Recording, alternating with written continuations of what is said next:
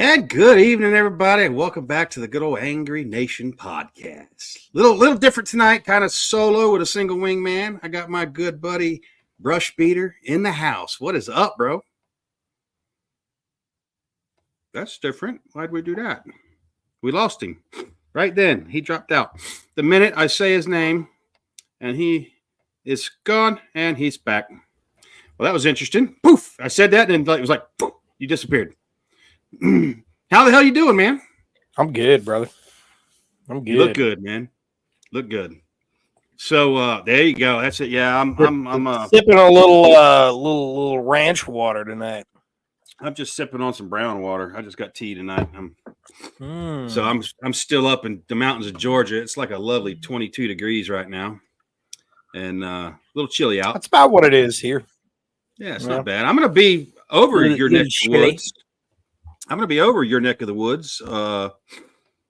I mean, I'm going to be south of you, but if I had more time, I'd run up and visit, but I don't have that kind of time on this mission.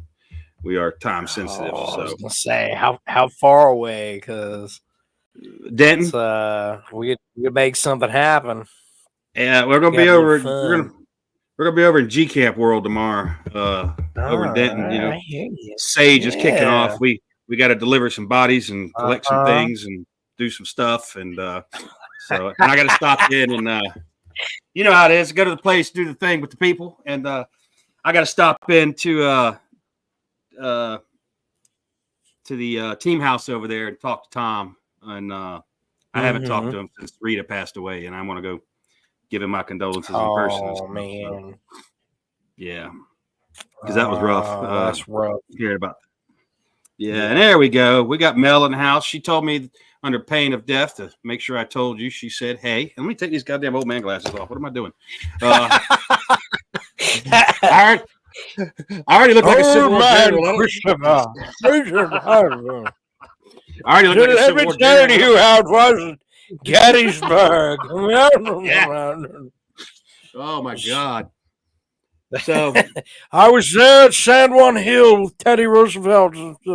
I remember the Spaniards. I'll be sitting on the front porch one of these days doing that, making up all them lies. I was there. Oh man. Yeah. Yes. So how the hell are things in Brushbeater's world, man? You got more shit going on, dude. I mean, you got more stuff happening. It is crazy. So the big excitement right now. So Brushbeater.store. That is it. Let's get that link up on the page. Just as I was saying, throughout the end of 2023, we were going to have night vision and thermal, full stocking dealer of high-end thermal units. Literally some of the best equipment that you can get on the civilian market, as well as high-end night visions. Again, some of the best that you can get on the market. I'll say that definitely being able to go to these companies and say, hey, you know, here's my store. This is the performance it's doing. And, you know, we're, you know, and I'm a best-selling author. It's got a little staying power. These people want to work with me. And, you know, the nice thing about this is, so for example, you know, Gen 3 nods, 2000 FOM, FOM, in case you don't know, you know, 2000 FOM is really, you're starting to get into the big boy end of things there. Both you're approaching aviation grade. You're approaching aviation grade at that. Yeah. Oh yeah. Yeah. I've got green tubes. I've got white phosphor. I've got dual tubes, PBS 14s. I have ballistic helmets. You can see one actually right there. That's one of them. That's my setup.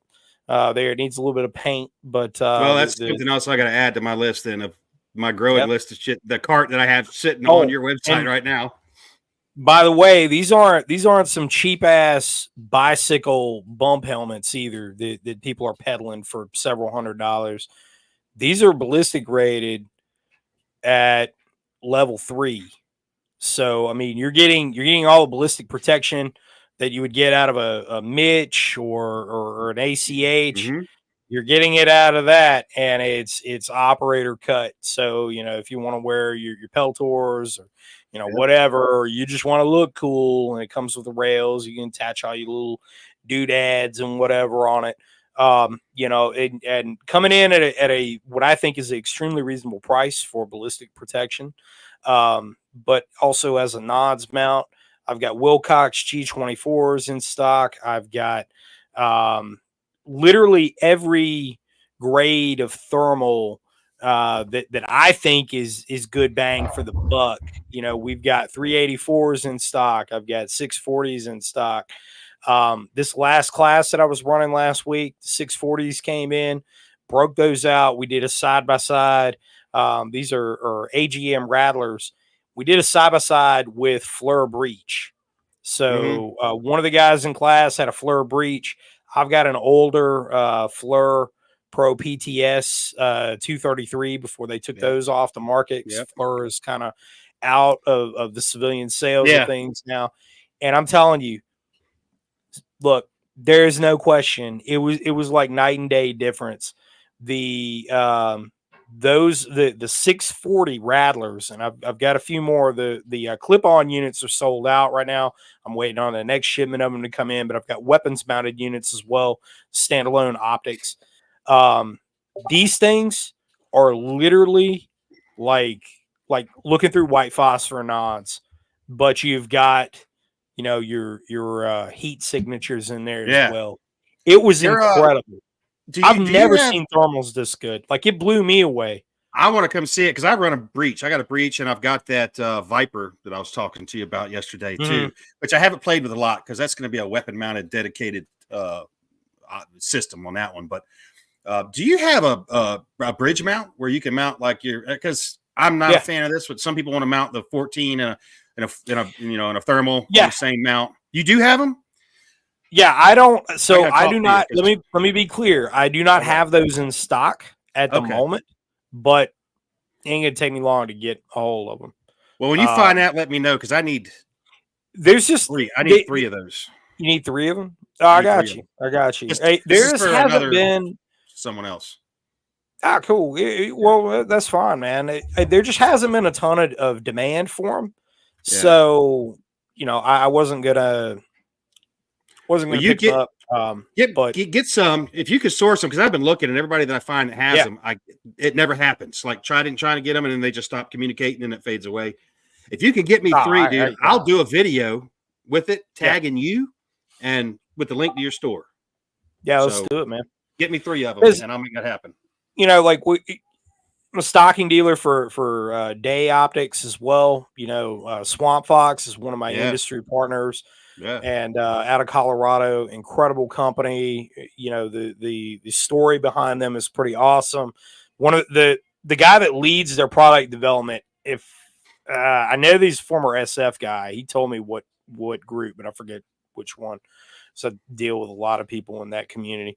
But between them and Lucid Optics is another industry partner. Jamie Wilson out in Wyoming.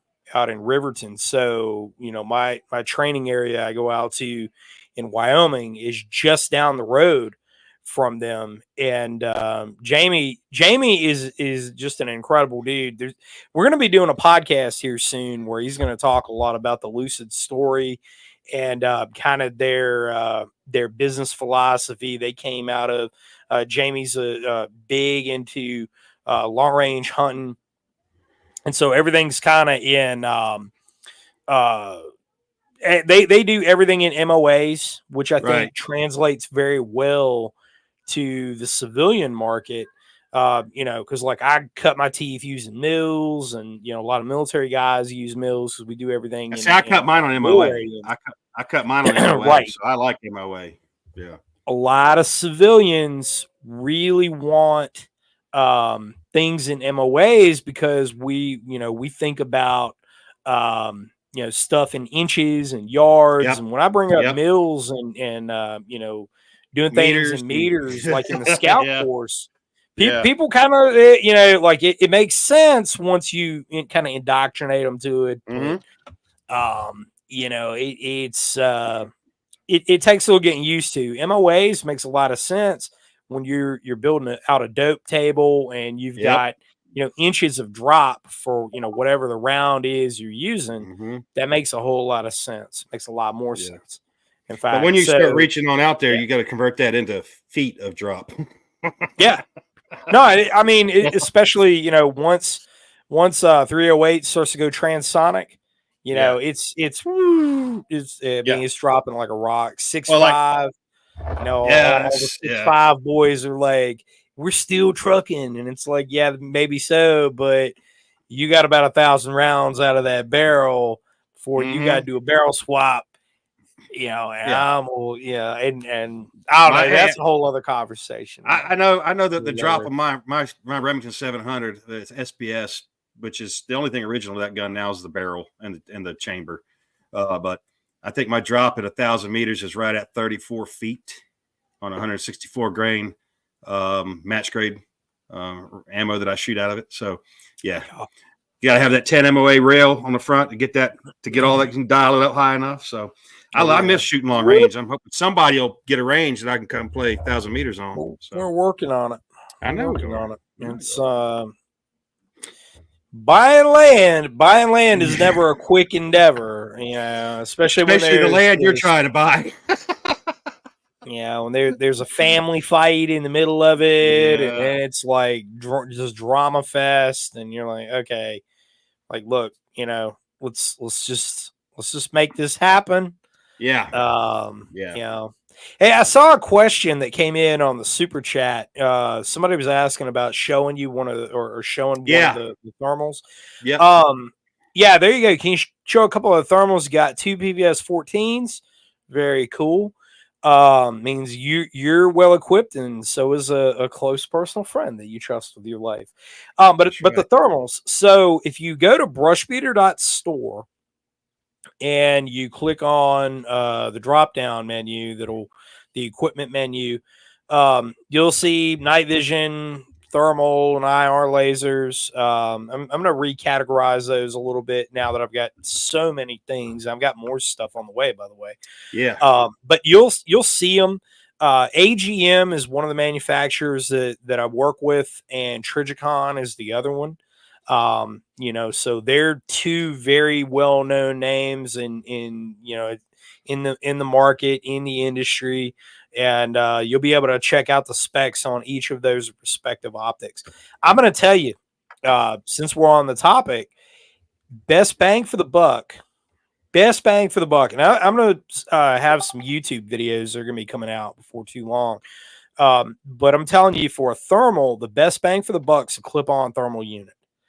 Because what you can do, a lot like how we would do this with the AR, the M4 back in the day, but you would have a mount for a PVS 14. You could run it out in front of the ACOG, so that if I was going to be observing something for a long period of time and didn't have access to PVS 22 or PVS 30, or have the retail space for it, that was a way that you could do it. You could get away with that on 5.56. You really couldn't do it with anything bigger than that.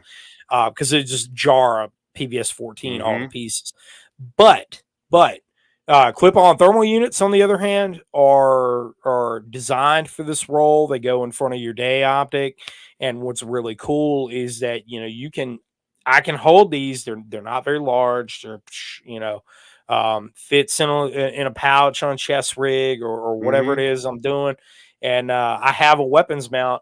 Throw that in front of your daytime optic, and you're good to go. A little bit of focusing, a little bit of adjustment here and there, and man, I'm telling you, you've got a really incredible package. Now, if you want a dedicated weapons sight, there's a lot of reasons for that. I'm going to go into those when I start, getting into that. There's a lot of reasons you want a dedicated weapons sight instead of a clip-on. But I think maximum versatility, you're looking at a clip-on unit. That's really what you want. Your clip-ons too. You're going to get a change in impact, and you need to run that thing and shoot it enough so that you know that, all right, when I clip this on, I'm 2 inches low and right, and you're not going to modify your optic. You're going to start using Kentucky windage, and changing your aim. Just like running a suppressor. Yeah. You have a suppressor 0 and a whole dope table for that. Yep. You have, your unsuppressed 0. Yep.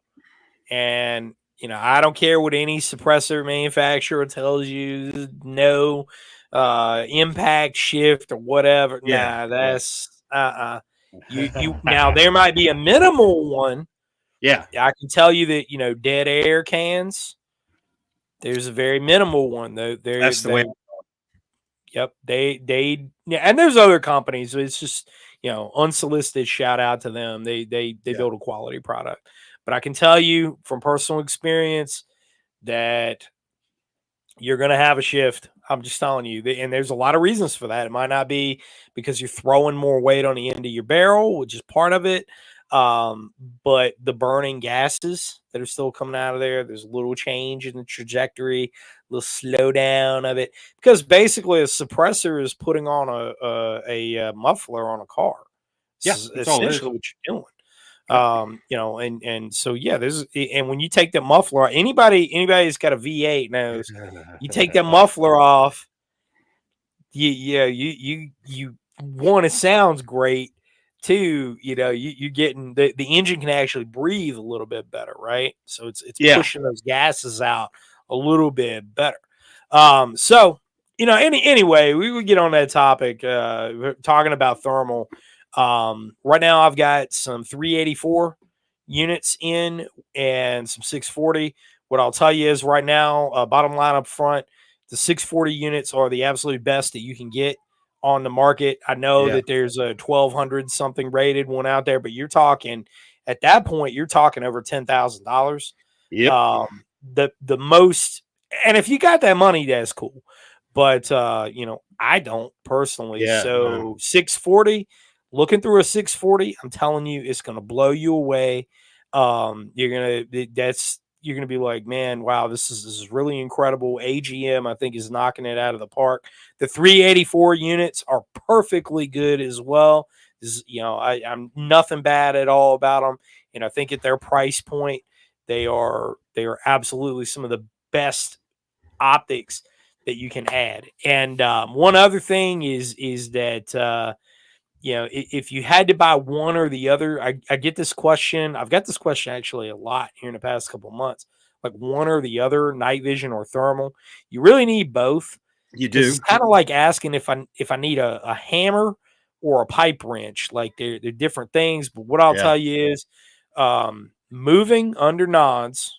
If you're going to be moving around, you need nods. Yep. Static observation, thermal. Yep. I always tell people like thermal is target identification. Nods can be target acquisition. But if a guy's camo and movement is on point in the daytime, and you can't see him, you're not going to see him at night with nods. You're going to have an even harder time. So that's where the thermal comes in. That's your target verification. And people think too, like you can't use a thermal during the day. It's like, yes, you can. Yeah, no, you totally do. Yeah. You will suffer from some thermal bloom. Yep. And depending on the temperatures. Like right now out here at 22 degrees, a thermal is a fantastic device to have. Yeah, I was gonna say there ain't no thermal bloom out there right now. Yeah, there's no thermal bloom out here right now. I was out earlier with my breech because I got my breech right in there, and I walked out on the porch and I was looking. We've got a little bit of a loom tonight. There's a little bit of a moon, and I was looking with my nod and my PVS-14, and I was like, "Where are them damn goats at?" And I couldn't see them. Well, I picked up the FLIR, and it was like they're just right there on the other side of the fence. But with my nods, I couldn't see them because we've got a little dust in the snow on the ground, white goats, and they blended in very well. So, pick up the thermal though, and there they all are. Good too. Goats That's their purpose really around here. We ate goats the first 3 nights I was here. Yeah. That's right. Get your little pressure cooker out. Oh yeah, over in there, boy. Goat and rice, man. That's what we was living on here for a few days. So we finished off what we had. So then we switched to saffron over in there, boy. Oh yeah, some curry, a little curry on them. A little curry. Ooh. Oh yeah, that's what we was doing. So, my Central Caucasian genetics coming out now. I want to say hi. Yeah, that's it. Yeah. That's right. So today's been an interesting day. Actually, it's been an interesting week, and it's just getting more and more interesting with the goings on, particularly on the other side of this rock that we're all on, this marble. Iran launched ballistic missiles into Pakistan, deep into Pakistan too. Deep into Pakistan. While at the same time, they were conducting joint naval drills. Pakistan and Iran were conducting joint naval drills at the same time, which Pakistan immediately broke off. They recalled their ambassador and expelled the Iranian ambassador. So, being as Pakistan has nukes, man, how do you see this playing out? You think they're gonna take it to the mat, or is this just going to be a bunch of bluster and typical BS and nothing's going to happen? I hope for typical BS and nothing's going to happen. So I think there's a couple of things occurring simultaneously. I don't know a ton about the actual targets that they hit other than seeing the BDA from it, that damage assessment. Yep. I would not be surprised, and this is just my opinion, disclaimer. I would not be surprised if Iran hit some targets that it knew that they knew were working with the United States, because we still have a significant intelligence activity that's going on in Pakistan all over. Yeah.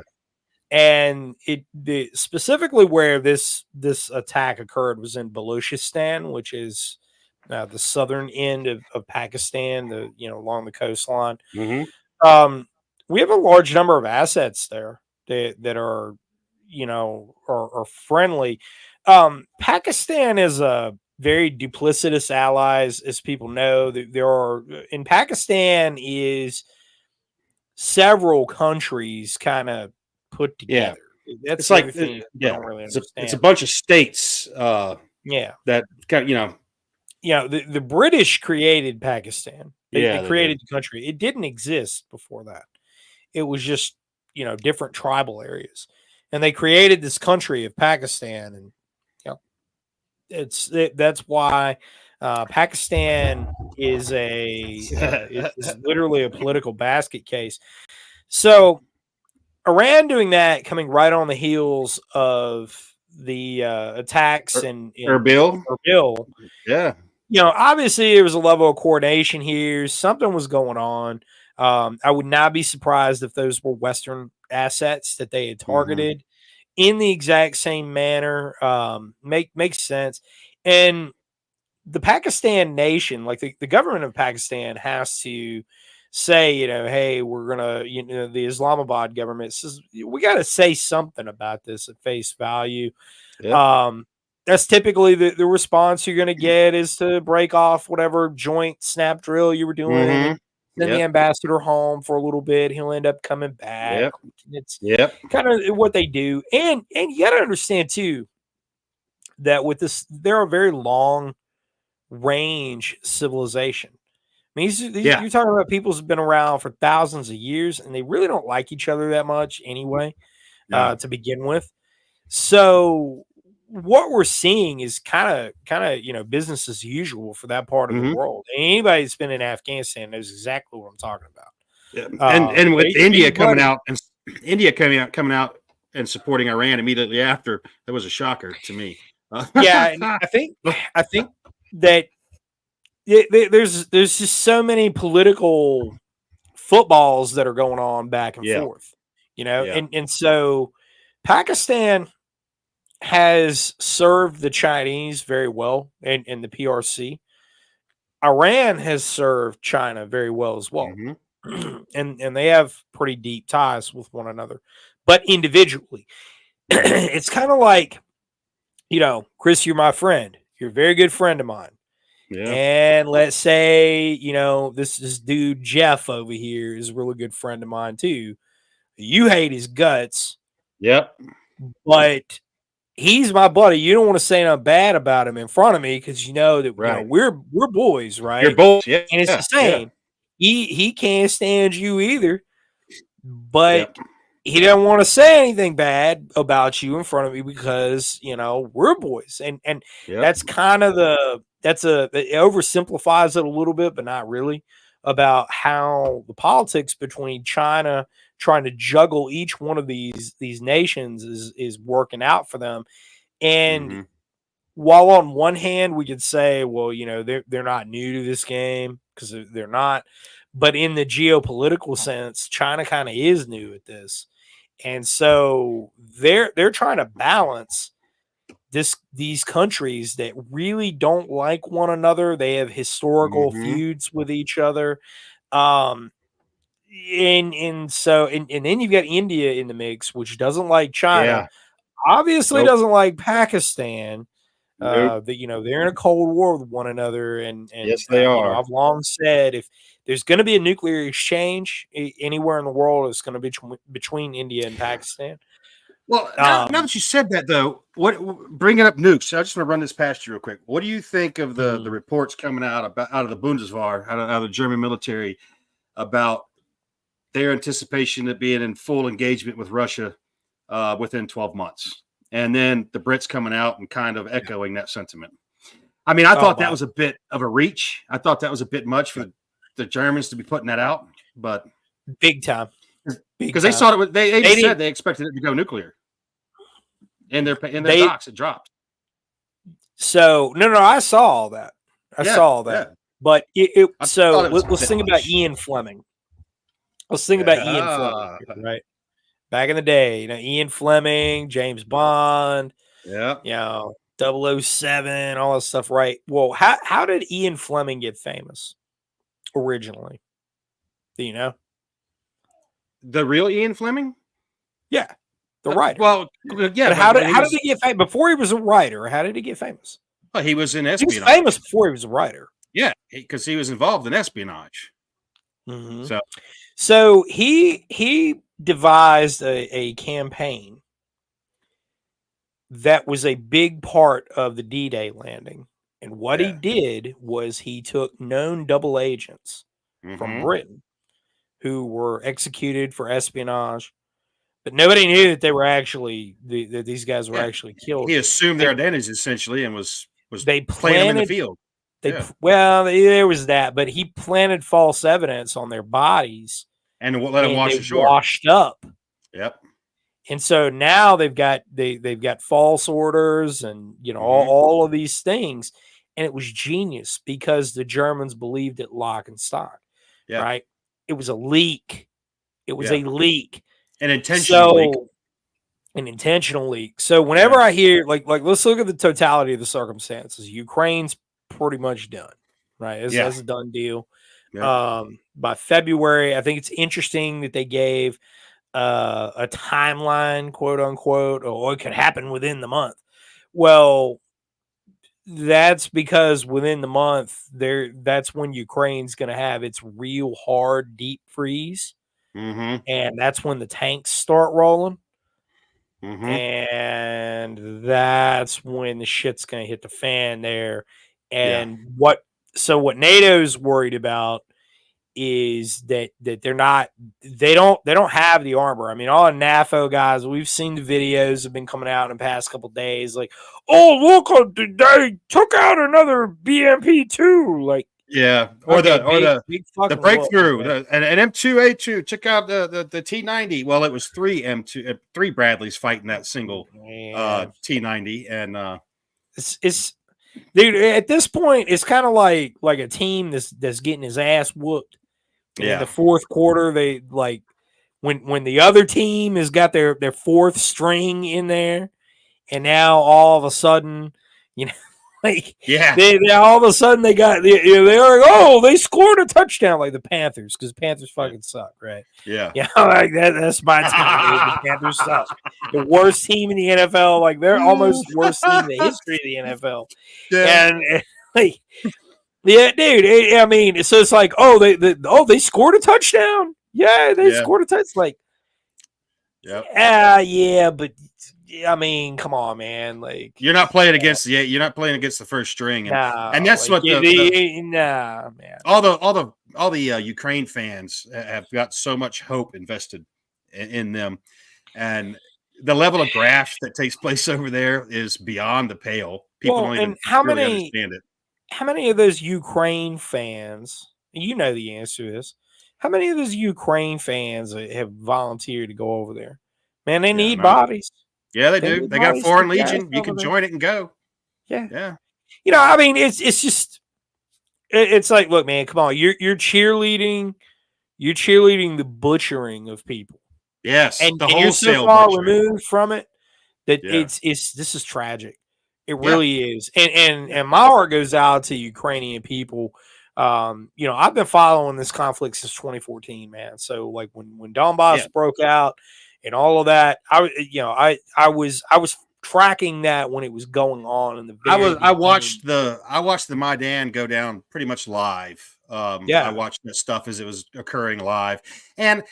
And seeing McCain and Newland over there, and those morons that were involved in that, and watching us like in real time foment a civil war, you know, the two angels of death right there. Yeah, when you see them show up, Newland, start crying, man. Dude, and then about to wreck your country. And then knowing too, like what was done to the people of Eastern Ukraine, like when we got our guy in there, I'm not going to say their names because they're such pieces of garbage, but he makes it illegal to speak Russian in Ukraine. So Eastern Ukraine is inhabited by ethnic Russians. Russian is their language. And you just that'd be like someone coming into power here and saying, you can't speak Spanish in America. We'd have some pretty upset folks in this country, you know? So I understood their grievances. And it was us pushing a war over natural gas sales. That's all it was about. That's how the whole thing got started. And most people have no idea. It was. Yeah, it's all it was. And it's sad.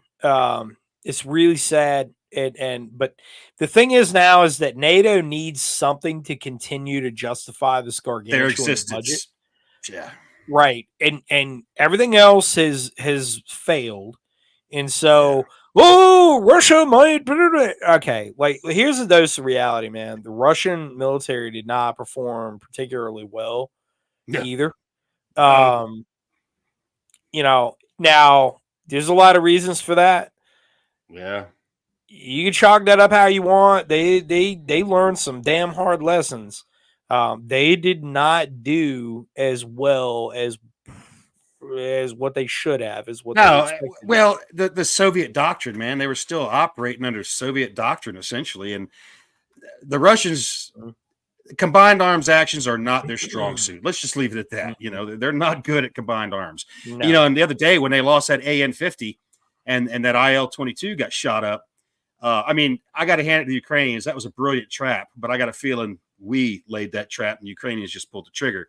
But the loss of that AN-50 was massive for Russia. That was I mean they're like.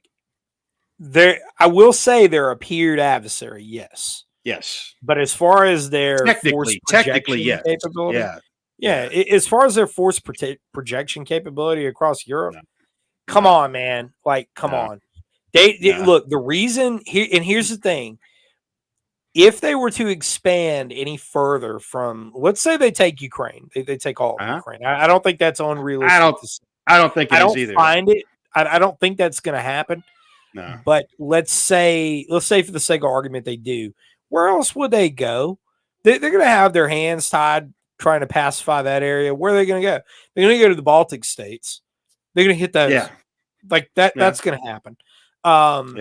Probably going to happen anyway. More than likely. They're not going to go any further than that. No, everybody says that Poland will be their next victim, but that's never going to happen. It's never. Why? So here's the thing for all the people that are out there hewing and crying about that.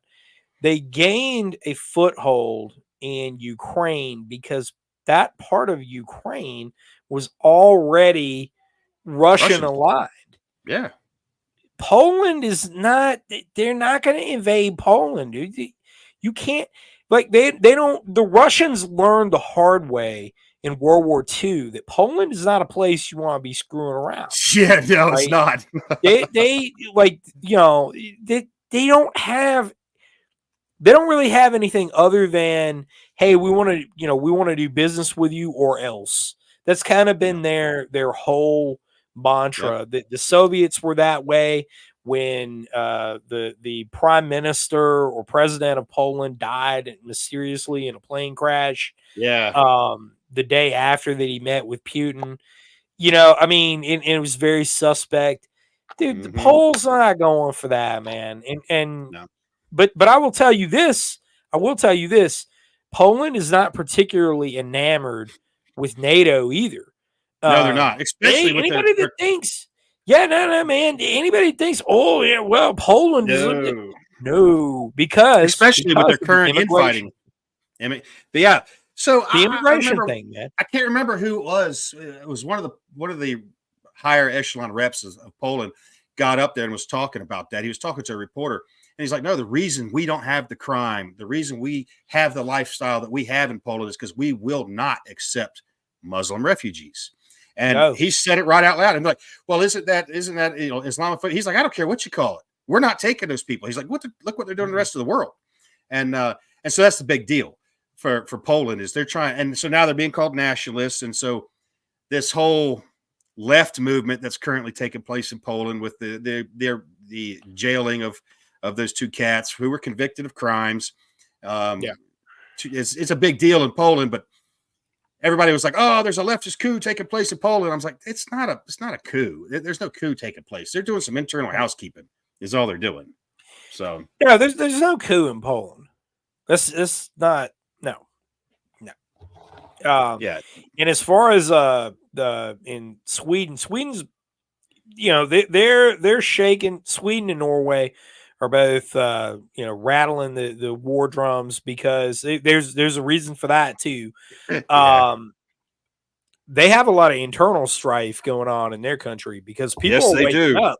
Like, oh, wait a minute, in Sweden, who is it that's doing all these rapings and arson? Yep. That's something you don't ever really hear about in the United States. Yep. What's going on? Well, they're torching people's cars. Who is it that's doing it? Somalis. Oh, yep. Well, I mean, and don't you think it's kind of interesting? Wait a minute. Didn't a bunch of Somalis burn down most of Minneapolis? Wasn't that Somalis in that? What do they call Minneapolis? Little Somalia? Isn't that what we call that? When you take, you've got two European areas, 100% mostly and similar climate, by the way. Homogeneous, very low crime, and they both have a culture that's very accommodating. Yes. Here's the thing. In Norway, when you're convicted of capital murder in Norway, the maximum prison sentence they have there is 10 years.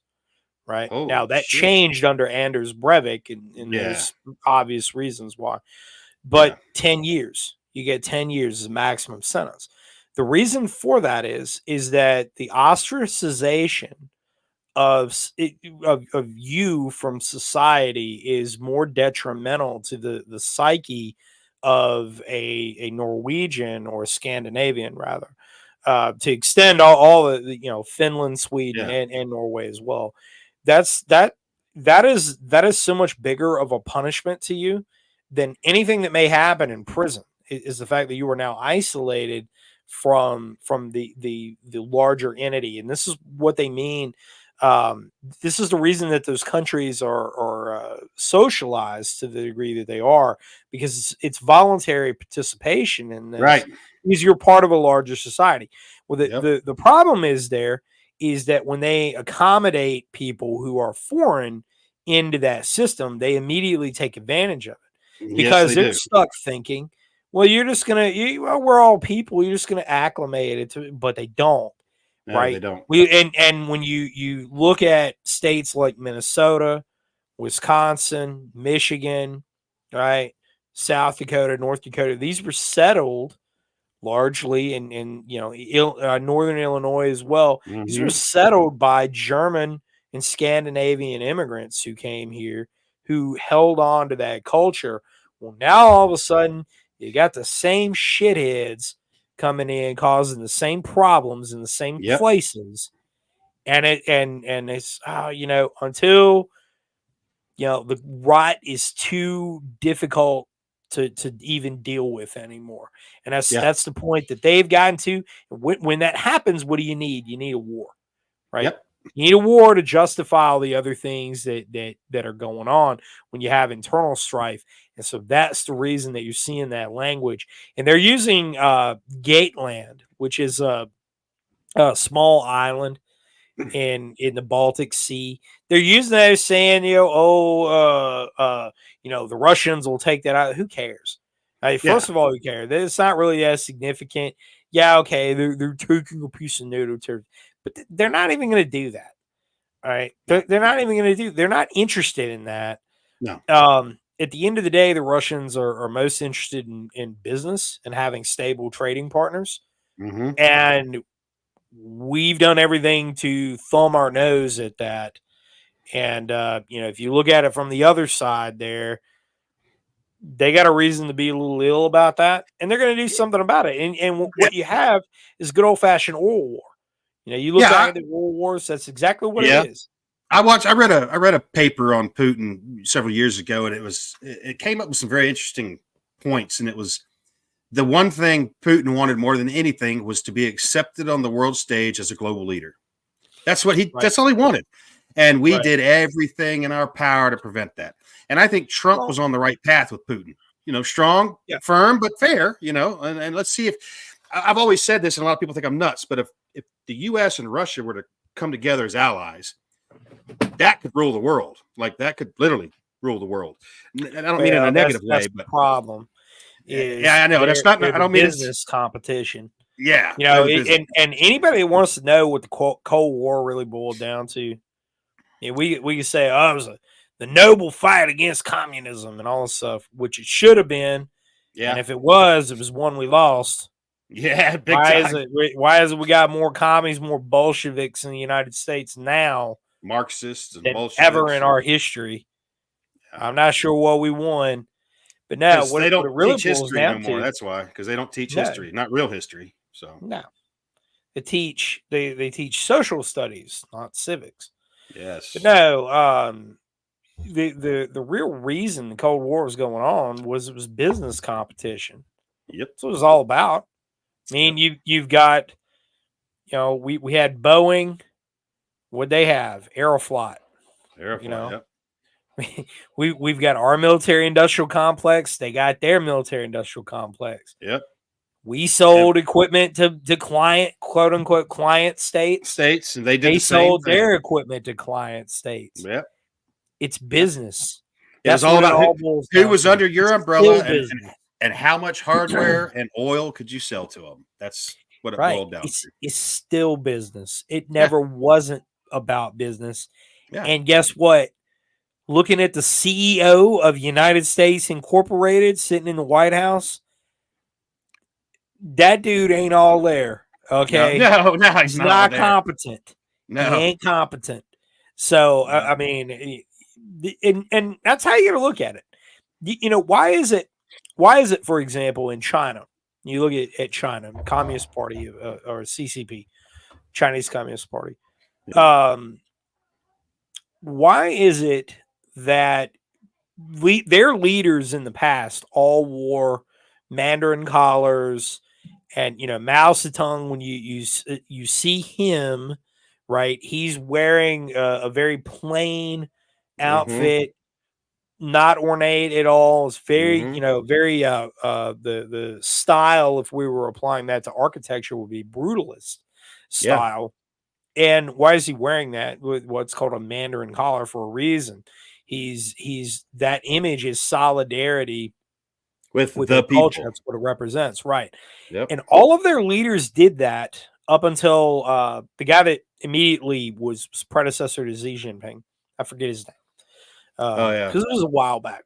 Yeah, and I'm not an expert on China, but it's just an observation here. You look at Xi Jinping.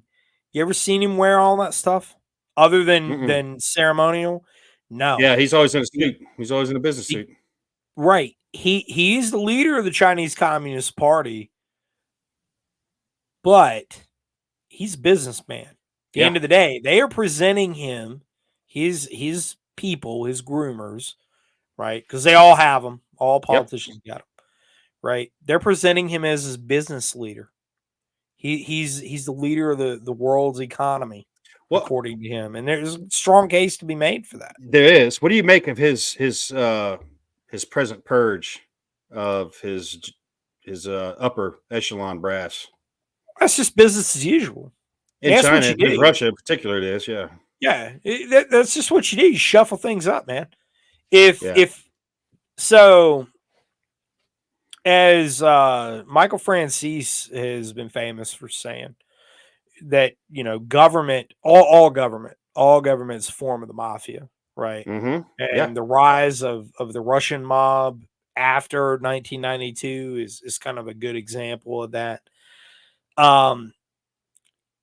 So if you look at it like that, and going back to all the old mob movies, The Godfather, man, everybody is looking to take your place at the table. They want you.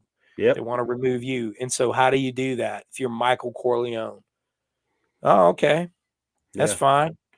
I know you're plotting against me. You might smile to my face, but I know what you're fixing to do. I got you.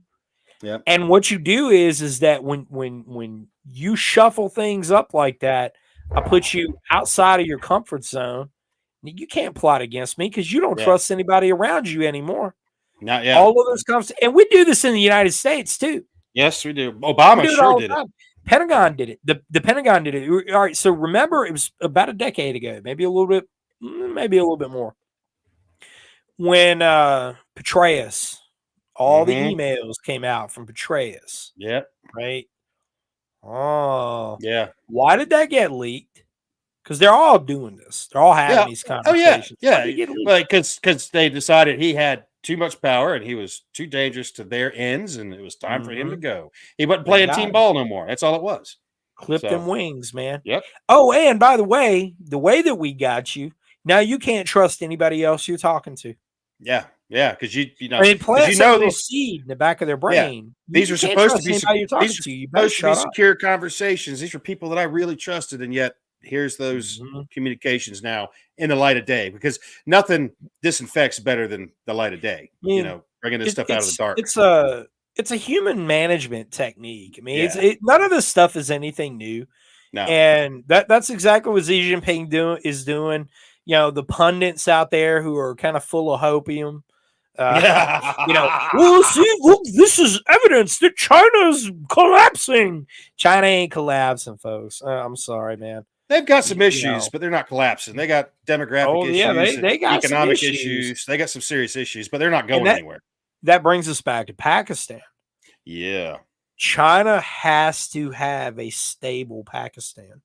Yeah. If they don't, and that's the reason that they're showering them with equipment and long-term loans and bringing them in on the Beidou guidance system and all that. The reason that they're doing all that is not because they're enamored with Pakistan. They don't give a shit about them. Nope. And everybody knows it. Pakistan don't give a shit about Pakistan.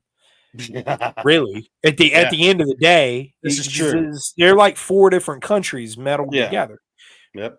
They have to have a stable Pakistan, because if they don't, all of the guys that are thumping the Quran out there, which there's a lot of them, and they get to thinking of getting some plans worked up for Al Khorasan, right, which is Central Asia. Yeah. Islamic Republic of Central Asia. Yeah.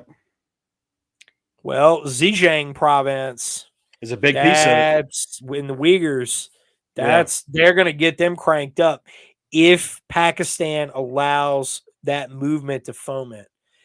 And they very well could.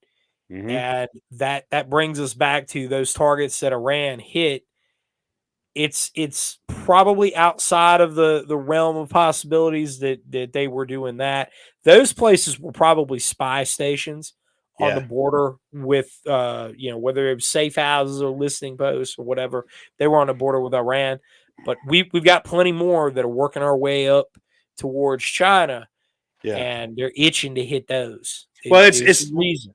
Like when you said earlier, like this is all business. So the Iranian hit on Erbil. They hit a bunch of empty buildings that had been in 2017 were being used by like Peshmerga types, and then they hit the one Kurdish house of a Kurdish businessman, and I said when that happened, I was like, this is business. This is all about business. This is Iranian generals taking out competition, using the state arm to do it, and that's all that was. Iran sees the Kurds as an ally occasionally, and that at other times they see them as a strong annoyance. Yeah, not to the degree that Turkey does. Turkey, the Erdogan would eradicate him if he could. It would be very difficult to do, but Erdogan sees the Kurds very, very much the same way as he looks at the Armenians. As I want you people gone completely because your existence is apostate to my long-term aim, and his is to rebuild the Ottoman. And a lot of the Ottoman nationalists in Turkey look at the existence of the Armenian state as this was our first downfall right here that brought down the Ottoman. Because what a lot of people don't know about Armenian history, and I'm part Armenian, and I mean this was passed down in my family, was the Russians were the ones that stepped in and put an end to the Armenian genocide. The Soviet government came in because enough of this is enough, right? The European powers were concerned with it, but it was kind of outside of what they could take care of. And it was the Russians, the Soviet government that came in. And that was why Armenia is, which of course is the oldest Christian population in the world. It's the oldest church in the world. And there's some historical reasons for that as well. They were able to get outside of the reach of the Roman Empire and found the very, very early church. But the Russians looked at them as part of under their protectorate, and then of course they were a Soviet state for a while. And throughout the entirety, and they had a peaceful transfer of power too in 1990. 1990, I think. I'll have to go back and ask Stan because he's the expert on it. But he's Armenian too, so he's got the blood. It's point is behind all that is that here in United States we have this very canned. We have a very we have our own view of world politics that are completely irrespective of reality, the longevity that these civilizations have with one another. And the Iranians are looking at this whole thing like, you're the brief moment in time. The West is the brief moment in time. Yes, we're the flash in the pan right now, and we're too big for our britches. But guys, tonight what we're going to do is we're going to keep this running, and we're going to hopefully the after show will flow right into that. So if you're watching on Rumble, you should be able to just keep watching on Rumble. So I'm letting you guys know that. So if you see this drop out, jump to Rumble, and hopefully we're going to just keep going. If that works, is what we're hoping for. Hopefully it don't end everything. But I was going to say, Russ, I want to keep this going for a while. We're not going to stop yet.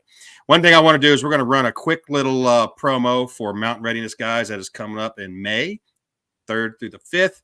I'm going to put you on the spot, man. You going to come? You come to Mountain Readiness? Come set up a booth, dude. You get free spot. You know that. May 3rd to the 5th. I should be back from, hold on. Pulling up the calendar. What are we doing? I want to be there. What are we doing in Montana in August? Because in August? It's on my calendar. Yeah. I'm not going to be in Montana in August. Dolio's going to be in Montana in August. I thought you were going to be there too. I'm going to be in Montana 1st of May. 1st of May is when I come back.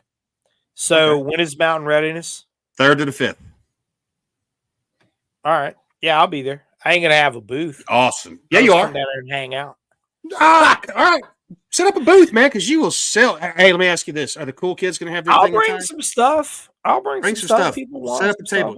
You set up in my booth with me, dude. We'll sell out of there. But are we going to have that thing for the cool kids? Is that happening? What we was talking about yesterday? What thing for the cool kids? Oh, come on now, you don't remember the thing for the cool kids we talked about yesterday? You were going to order 1,000 of them. Remember? Yeah. Yeah. Yeah. I was like, what thing for cool kids? Let me run this quick promo. We'll come right back, guys. We'll be right back. All right. Hang on. Hey, folks, this is T, and this is Mountain Readiness.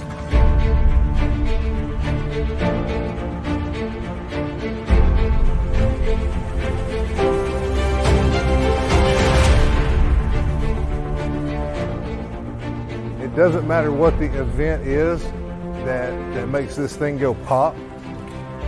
It's going to be water, shelter, fire, food, security. That's it. That's what you need in a nutshell. Hey, folks, this is T.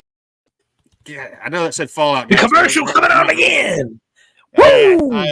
I said we haven't edited that to take Fallout out, but May 3rd to the 5th, and you guys heard it here first. We will have Brushbeater actual at Mountain Readiness, and I'm going to drag Sasquatch down there too. Alan, I'm going to make him. I will be there on the 4th.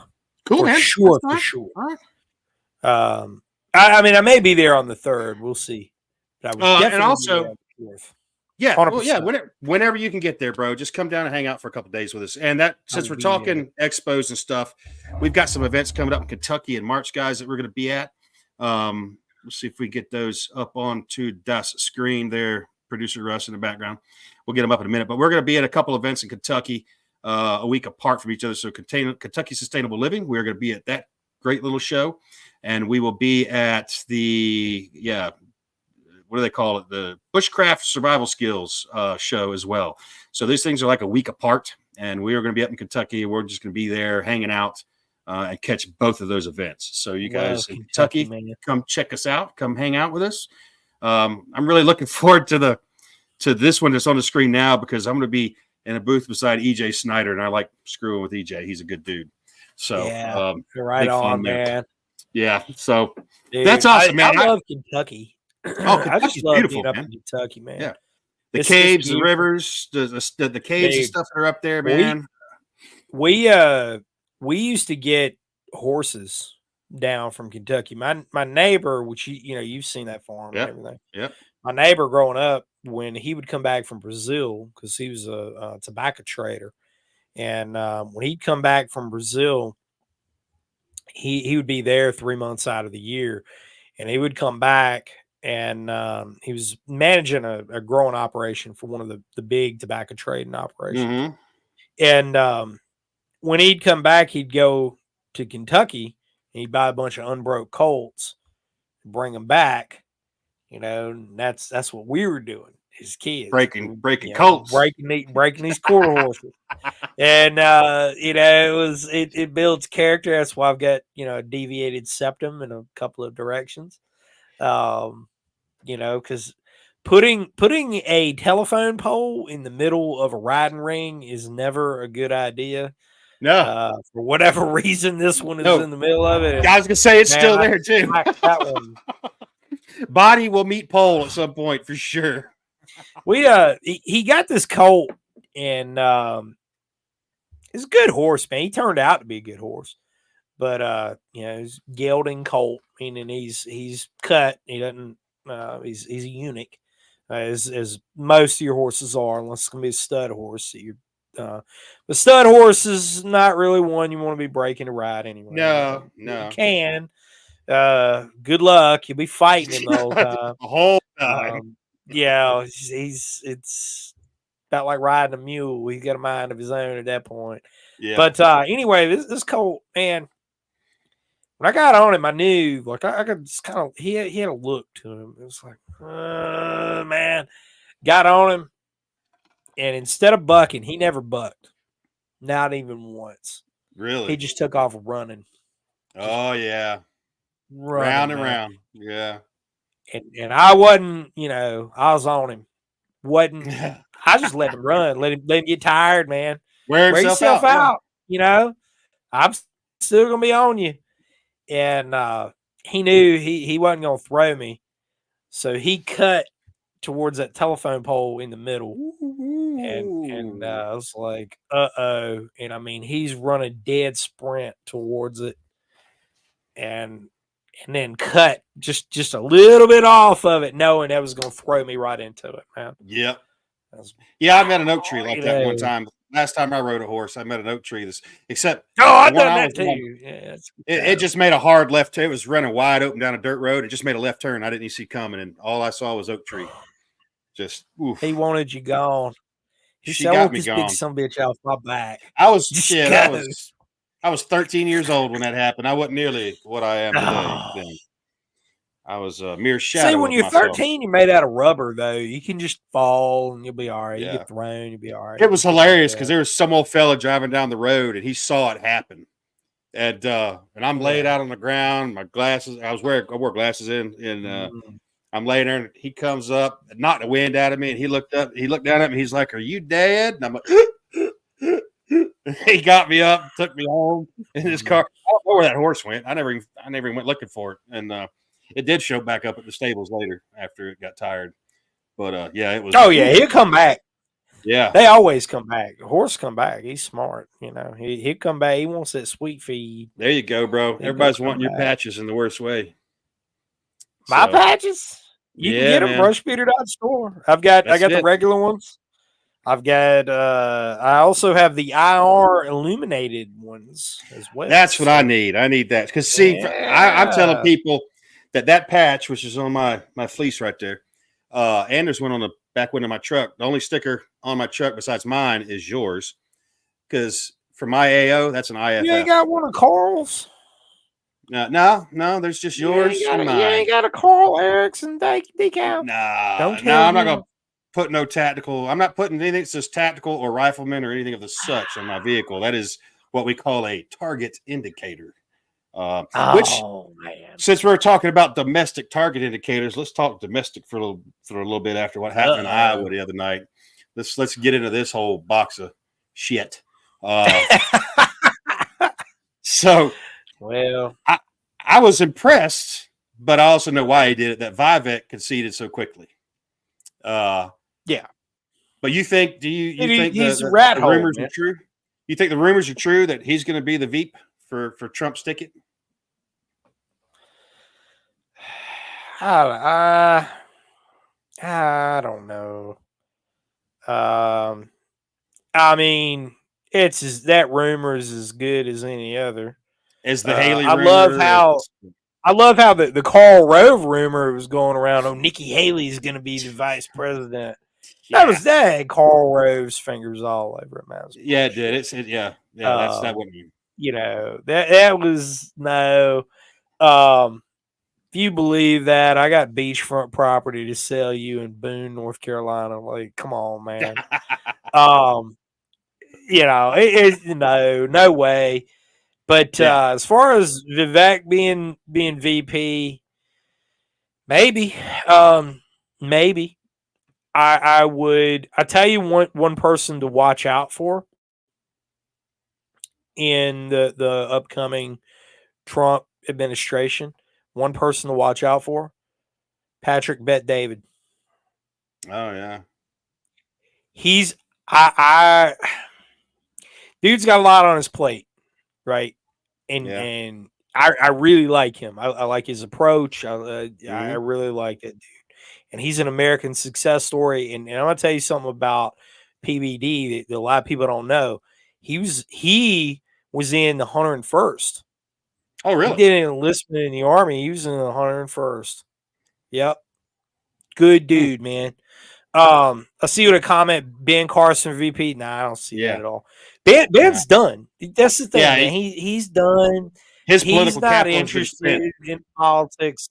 Well, it's not even that. He's a great man. He's a really good man. I think that Ben realized that he got into politics to do good. He realized that politics. He was in for the wrong reasons. He got in for good. Yeah, and he's honestly, he's too good of a man. He really is. Ben Carson's too good of a man to be involved in politics. That's not good for him. No, so I don't see him jumping back into politics. I don't think he has any desire to. Ramaswamy being VP, I definitely I know for a fact he's going to have some place in the cabinet. Sure. Without a doubt. Without a doubt. Because when he came out and withdrew his campaign so fast after Iowa and immediately endorsed Trump, I was like, I had the feeling that maybe that was the plan all along. That him and Trump had colluded a little bit. Maybe I think so what Ramaswamy was and is he's the rat hole, basically. Yeah. So it's kind of like this, man. Anybody that know what a rat hole is in finances, like if you can't obtain money legally for something that's going on, you have somebody else get it, but you're really the beneficiary to it. And I think that's what Ramaswamy was. It's kind of like, funny story about one of my cousins. Yeah, he goes to a cattle auction, and they're showing cattle there, and he has his son, my second cousin. My cousin was significantly older than me. He's my dad's age. They're showing cattle, and he's got his son who's like 13 or 14 that's bidding on their cattle to try and jack the price up, running the price up, and he totally tells on him. Because the guy bid like he's in a bidding war with this dude, and the guy's trying to buy his cow, and he's driving the price up, and then finally it gets to a point, and he goes, and my second cousin's son, he shouts down from the bidders area, and he goes, "Is that a good price, Danny?" God.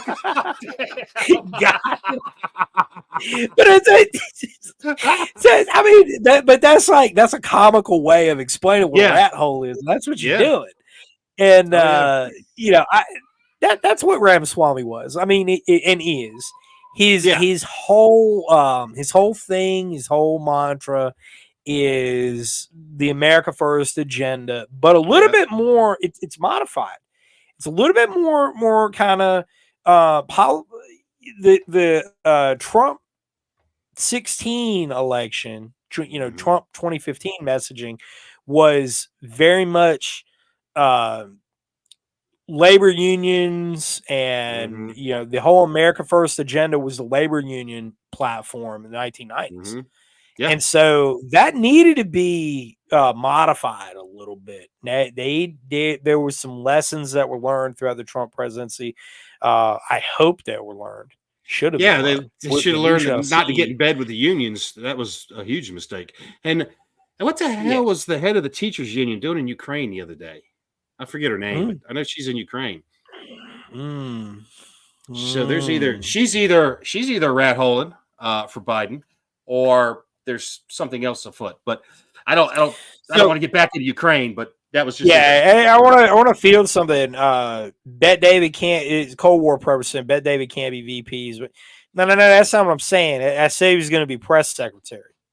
That was what I said. You didn't listen to what I said. Yeah. Press secretary, and the reason I'm saying watch this guy is because if you look at his podcast, the media people that he's had on it, and the amount of influence this dude has. He's part owner of the New York Yankees. This is a guy who's a major string puller behind the scenes and influencing things in the direction you want them to be in. And here's the other thing is that PBD made a video a few days ago out by Mar-a-Lago saying a judge in New York says that this is worth 18 million or whatever it is, not 1.8 billion or whatever it was they valued it at. That's whatever. There is some ridiculous devaluation of it. I remember when it went down originally. Purposes. It's that's really significant. This guy making this video like this, and if you're not familiar with him, hey, that's fine. I am. And I really enjoy the guy and appreciate him. I appreciate his story. But him as a press secretary, because you don't understand everything that entails being a press secretary. That's because under the Biden administration, press secretary has been a doggone joke. Yeah, right? A laughing stock. But the press secretary's role is coordination with the media. Crafting the message.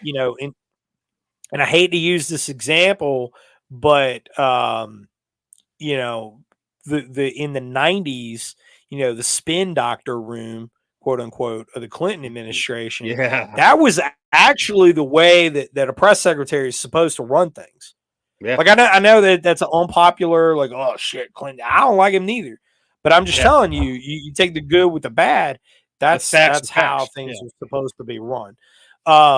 But yeah, so PBD is this. I'm telling you, if he's making a video like that, there's a lot of messaging, and if he's telling the world that the conversations that are happening behind the scenes are really important, and also he's really been the driving force behind these past few years of sanity in pulling in people who maybe weren't political before, but they're like, hey man, I know something ain't quite right. And he's kind of pulling them in, and his whole approach, man, of wearing a nice business suit and looking sharp and having this very well polished approach to things that resonates with a lot of people. Kind of in the same way that Joe Rogan does. People that watch Joe Rogan, a decade ago, man, they didn't give a shit about politics. They didn't care about none of that. And even if they maybe like they were a little bit, they're going to be kind of on the liberal side of things. And now look at them. At them.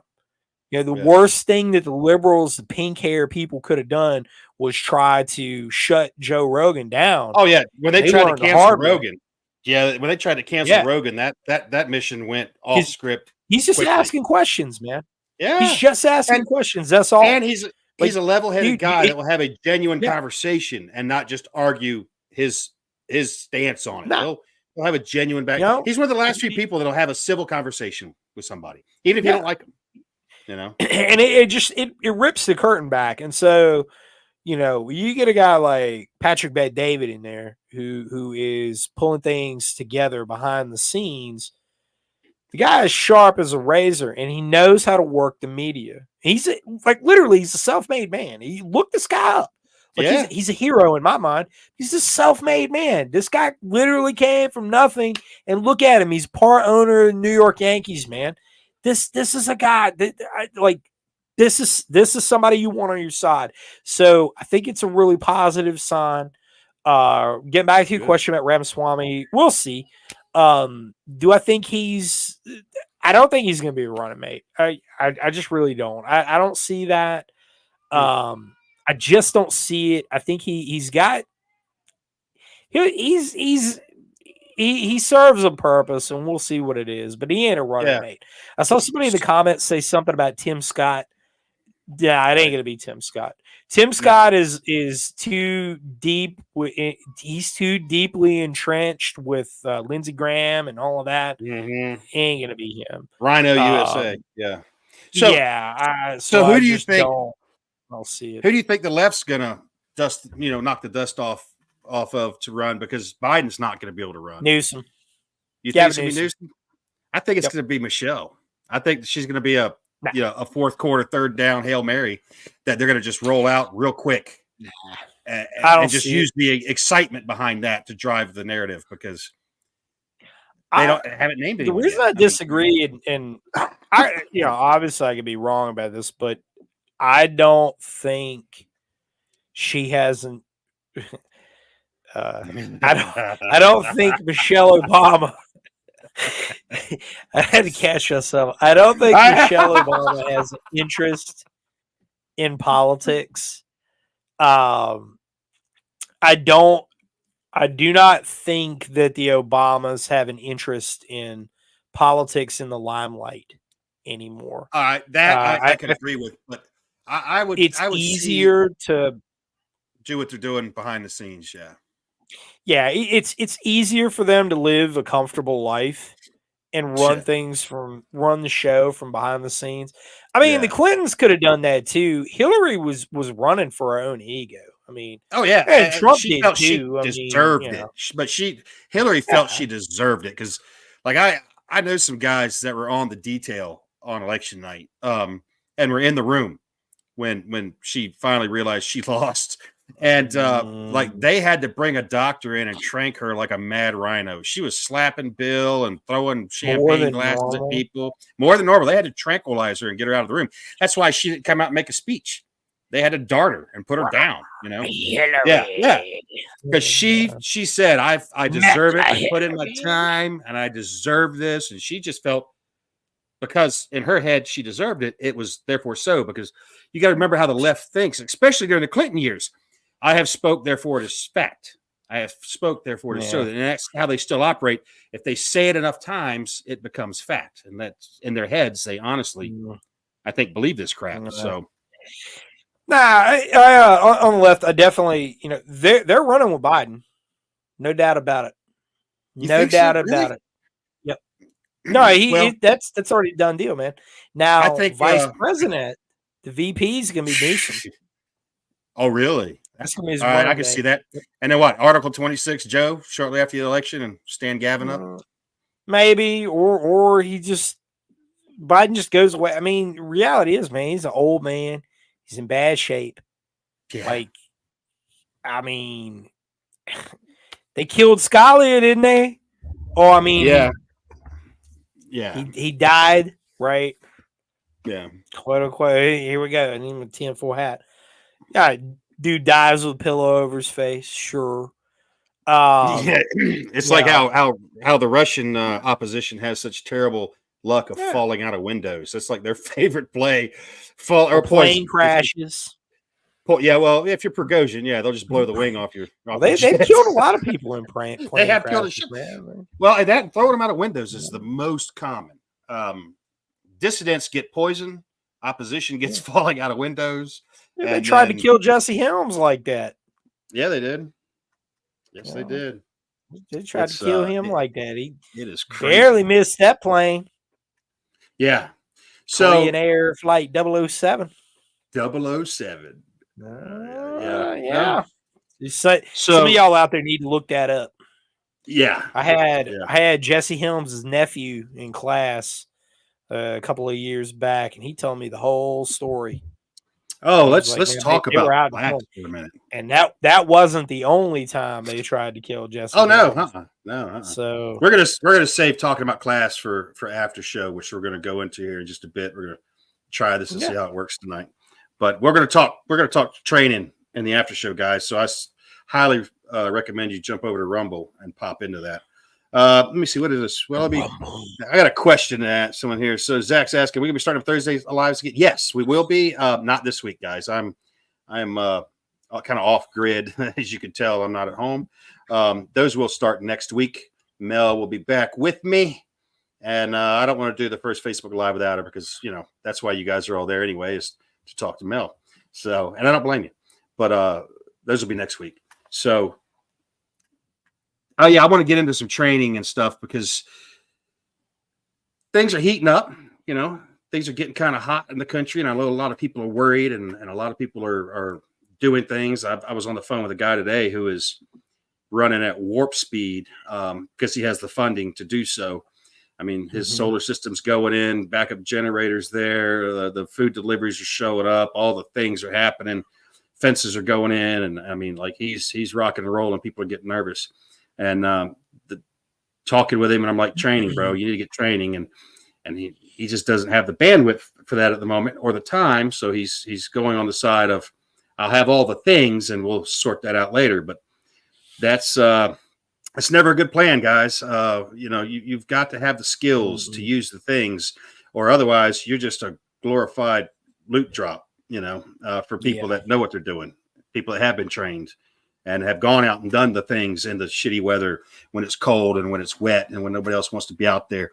And it sucks. Like, I'll be the first to say, I hate the actual training side of things. I've done it a lot, and I enjoy the camaraderie with training classes a lot. Like I love going out and meeting the people and hanging out with them and being there to assist, and with all the training I've taken, I love your classes, like you and Carl Erickson, great guys, two entirely different flavors of training, but your classes are so much fun. And so are his. I mean, because Carl's just fun anyway, but your classes are a lot of fun, dude. Like, it's a big honor to be mentioned alongside him. I mean, Carl is an incredible have you met him before? human being.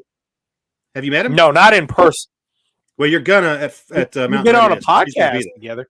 Yeah, he'll be at Mountain Readiness. Podcast together. So you'll get to meet him there, And Emery, you'll get to meet Emery. You've already met T. So, Emery. Emery's good people, man. I love Emery. I was talking to him earlier today, so it'll be a good time. That's why you guys have got to come to this Mountain Readiness, because this one's going to be kind of epic. The folks. I'm definitely going to be up there, man.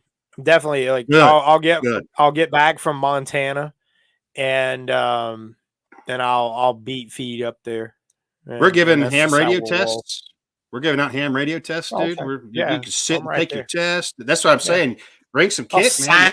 And your paperwork. Hell yeah! You want to do that? You want to be one of the EVs? You want to be an EV? I'm a VE. VE. Yeah, sorry.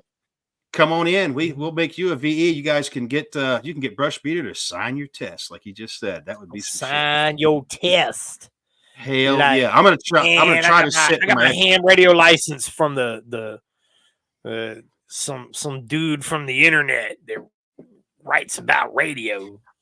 Nah, yeah. That's Well, right. Now we give our tests at Mountain Readiness. We give them on an iPad. All right, so let's do this. So Justin here saying, my man here tonight. That's the guest. What type of training do you offer? So I'm gonna let you roll with that, because he offers all the training, guys, all of it. Yeah, so if you go to brushbeater.store, you're going to see the courses that are currently offered throughout 2024. I'll just go on and pull those up so we can just start from the top. There we go. Let's roll it out. Coming up in February, the Scout course. So the Scout course is a small unit tactics course. Thank you. It begins with you and your ability to shoot your weapon, because everybody kind of has their idea on what marksmanship is, and usually that ain't what it is. Get you competent with your weapon out to 450 meters on day one, and identifying a little bit targets. over 450 yards, and I love the way you do it too, because guys, it ain't easy, because he makes it realistic. Match training is very realistic, and those targets are hard to find because that's real world. Here's the deal, man.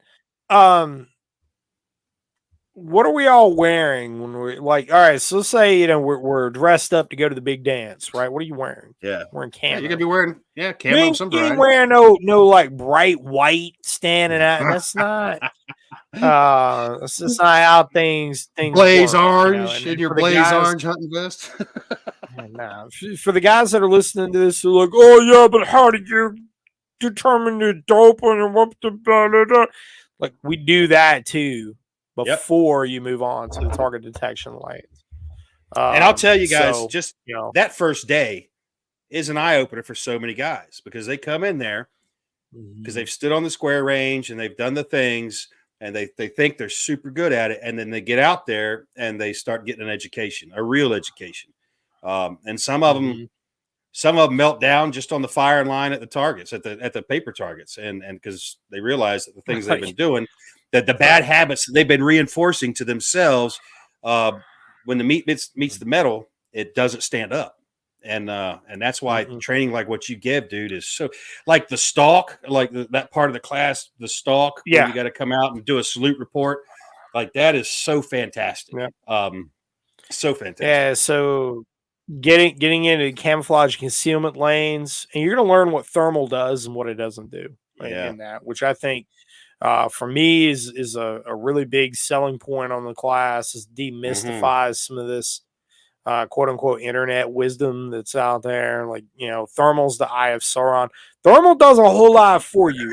Believe me, I wouldn't be I would not divert the amount of money into getting into thermal sales if I didn't think that it's a critical piece of equipment to have. However, you need to understand how to separate fact from fiction on it in order to help yourself, because we know, drones, ISR, and I mean governmental drones, not like, your brother's DJI or whatever. But they're all using thermal as the way that their primary means of imaging. So how do you defeat that? There are ways to do it. And so we get into that in the course. Of course, then we get into small unit tactics. So you're learning how to conduct an ambush, all your battle drills, immediate action, patrolling techniques, all the formations, all the patrolling techniques. You're going to do that. We jump into doing the same things at night. So you're doing it during the day. You're doing it at night. You are shooting blanks at one another. I don't play no bullshit airsoft game where that's not the point. You're utilizing blanks, right? And Brushbeater is the official arbiter. Blanks, by the way. Yeah, and Brushbeater is the official arbiter of who is dead and who is not. So, because I remember one ambush with you. It's not like a game either. No. You're learning the techniques behind it. Shooting blanks accomplishes a couple of training goals. One, it's kind of a muted sound, but you're getting shot at by other people's weapons, right? The desensitization. The other thing is you're running your weapon. A lot of the guys that, play airsoft or whatever, they're running weapons that aren't like theirs. And, well, like you just said that. Well, I got this set up and I got that set up. It's like, well, I don't give a fuck about any of that. Yep. What do you have in your hands? Okay, that's whatever you put that together for, that's the weapon you're running. You're going to fight with what that's what you're going to fight with. If the balloon goes up tomorrow, that weapon you got right there, that's what you're fighting with. So why don't you use that? Once you hunt that up and down these hills, and you'll learn to take some of that bullshit you got on there off because it's too heavy. Because it's too fucking heavy. And that learning to react to contact, that when an ambush is triggered, you see so many guys just their feet are welded to the ground and they stand there and look at it and learning. Yeah, that just happened. Shit. And I'm at the tail of a line on an ambush one time because if you're doing the same one, there's a narrow little gully you're going through. It's narrow and steep on the sides. And I was tail end Charlie on that ambush, and I could hear Matt up front screaming, "And you're dead! And you're fucking dead!" Oh yeah. Well, that was because the students just stopped doing anything. They just stood there. Yeah, just stood there. Yeah. What are you doing? Okay, so if you're going to stand out in the open, like we moved to cover. This is one of the things. Like this is a critique of the modern firearms courses that are out there. That you get these YouTube stars and stuff, Instagram, whatever's. They're just standing out in the open. Why are they standing out in the open? Because that's where the camera is. You don't do that shit in a firefight and live. You get the fuck behind something. You get behind something that's provides some sort of cover for you. Return fire. If it ain't nothing but air, you get behind cover, you return fire. Like that's the way that it works. So RTR, return fire. So you got to suppress an ambush. Return fire, take cover, return accurate aimed fire. So your initial thing is a mag dump. You got to suppress them guys a little bit while you're taking cover. You're not standing there doing a mag dump and then take cover. You're taking cover while you're shooting. And you take cover, and then you return accurate aim fire. So where are they shooting from? Try to find their positions and start putting fire on those guys. Because, it's not like in the movies. Like I just listened to a frontline report in Ukraine, and this Ukrainian unit was hit by a bunch of I just forgot what they call them. The guys they just roll up and bring in. And he's like, they didn't try to take cover. They simply took a knee in the open and started shooting at us. And he's like, and we slaughtered them. He's like, we slaughtered and it was like 13 guys fighting against a company of Russians. And they were able to hold them off. 13 dudes held off a company because they had when you're hanging out in the open, individual soldier skills for it, man. Yeah. So what other classes? We got the scout class. Talking about the class, so the recce course. Recce course is the follow-on to it. It's the second level. You're doing a lot of operations at night. So if you want a course where you're utilizing nods, You bought them, you want to use them for something other than wandering around the neighborhood at night. There you go. And there's a lot that you do in that course that builds on to it.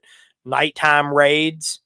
Nighttime raids are a huge thing. And I mean, you're going to be primarily operating at night anyway. When the balloon, if and when the balloon goes up, it's when, not if. But anyway, right after that, the machine gun course. So this is one that I really want to explain. That's a new one. Yeah. So I've got a friend who's a machine gun builder in North Georgia, by the way. Roswell Manufacturing. I just want to throw him out there. Roswell, you look this guy up because there's people are like when they see machine guns, you're like, I'm a little apprehensive because that's something you don't get to do every day. But I'm telling you, don't get surprised by the sticker shock on that class. I'll just throw that out there.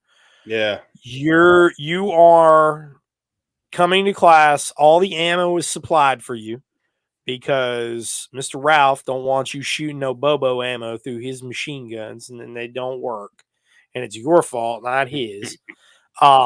He is supplying all the ammo plus the guns, right? So you're literally, and the packing list is minimal. You just need a helmet, which I have. Yeah, there we go. I have helmets that ballistic rated. Body armor. You ain't got body armor, that's fine. I got body armor for you. No big deal, right? But you come out of class, you're going to learn. It's 3 days. Tactical employment of machine guns. All right. So you're going to be doing qualification tables with not one, but two 0331 Marine Corps machine gunners that are going to be instructing you along with myself. Get you qualified on the M2. So the Browning machine gun, 50 cal machine gun. Get you qualified on the 240 Bravo as well as the SAW. And then, you're going to go through the qualification tables. We're going to be doing a night shoot.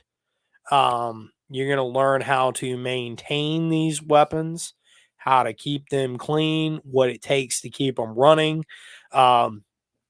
shooting at reactive targets while you're out there. We've got a real creative way of using reactive targets. It's going to be a heck of a lot of fun.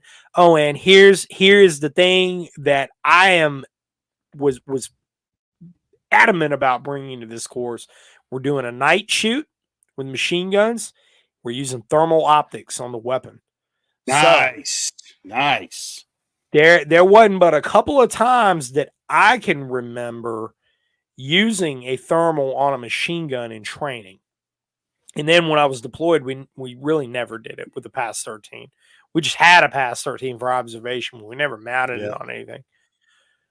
You're going to get to do that. You are going to get to do that. And you're going to get to do that with my equipment that I'm breaking out. Hey, there is no training course like this that exists anywhere. Nowhere. You're not going to find this anywhere else. There's a lot of courses. Like I teach a fighting carbine course. I got some coming up later in the year.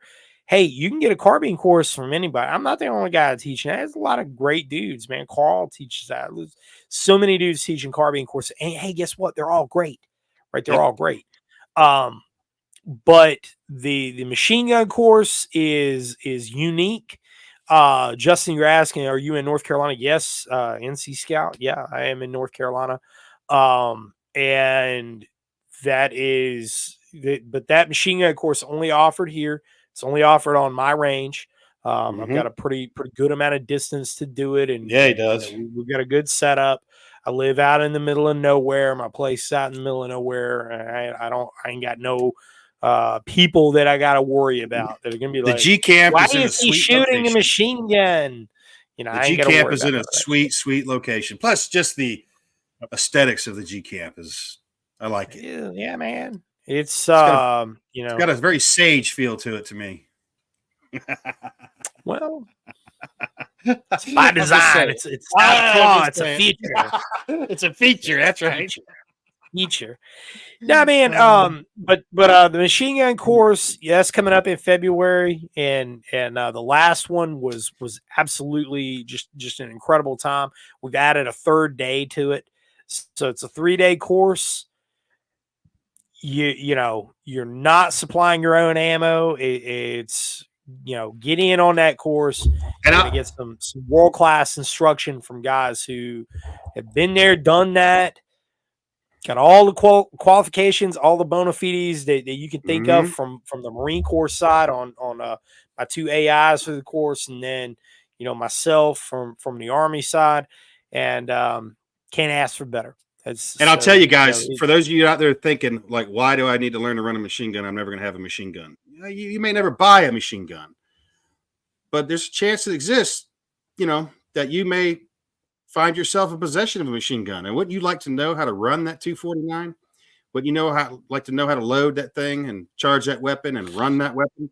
Because if you don't, you can hurt yourself really bad trying to run those guns. It's no joke. Like the training that I've been through on them is pretty intense. It's and it's for a reason, because you can screw up real bad and hurt yourself or others around you. So learning how to run those things is a valuable skill. You may never lay hands on one ever again, but then again, within our current situation that's brewing in this country, you could find yourself in possession of any one of these weapons platforms, and having somebody around that knows how to run it could be the difference between life and death at given times. So highly recommend that. Things like feeding a new belt, doing barrel changes. But clearing the feed tray, all the shit, clearing the weapon, getting it, If you've never shot a machine gun, they get really hot really quick, and you can melt the barrel on one in 2 belts of ammo. You can melt the barrel on it. Yeah, if you go cyclic on it, you're gonna melt the barrel on it. Yeah, that gun's fucked. Yeah, you ain't gonna do nothing with it. There needs to be a course of instruction on it. And this was something that friends of mine who are well credentialed suggested. And of course, we've got a weapons manufacturer who was really, really interested in doing this. He thought it was really cool, and he's a good friend of mine as well. But fielding the next question, Redneck Jew, I like your style, brother. What is your long range round of choice? What's up, bro? 7.62 by 51, specifically loaded with 175 Sierra Match King. That is my round of choice, and I would say to 800 meters. Let me be specific, to 800 meters. I run 164. I run 164 grain Sierra Match King. It's a little light. It's a little bit light, but 1 in 12. Yeah, it's got to be a 1 in 12. It's a 1 in 12.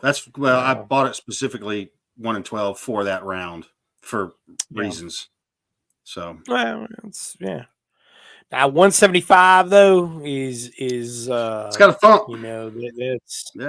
That's the one. I know it works. We will just say I know it works. Yeah, uphill in every direction. That's the truth over there. That's the there's truth. There are some people who went on to get their 72 goats, virgin goats, as a result of that 174. Yeah, I can appreciate that. 168 Bowtail Hollow Point. Yeah, that's a good one too. Just know that I see Walt in the comments. 168. Yeah. Just know that if you're running that out of a 20-inch barrel, you'll get to 800 meters. You ain't getting much further with that. Now, if you go to a 24-inch barrel, like a 1 in 11.25 twist out of a 24-inch barrel, you can make hits to 1,000. I mean, it's starting to get a little wind drifty at that point, depending on the wind. But all things being equal, I mean, it's doable. It's a great round though. And again, how often, like where I live, and we're here on the East Coast, how often are you shooting to 1,000? You're not gonna be shooting 1,000 meters. Yeah, it's not gonna happen. So nah, man. It's like, so I was having a conversation some years back with an old friend of mine who was a major part of the SF sniper course when its original incarnation, before it was SODIC, in creating the original POI for it, which was quite a bit different. And he was talking about the 450 Barnes round, which obviously begat two other rounds, the idea behind the 458 SOCOM and the 450 Bushmaster, which the 450 Barnes had more in common with the 450 Bushmaster than it did the SOCOM. But the original implementation behind that was it was meant to be a sniper rifle out of an integrally suppressed Winchester Model 70. And this was only intended to be a 200-meter gun at the most.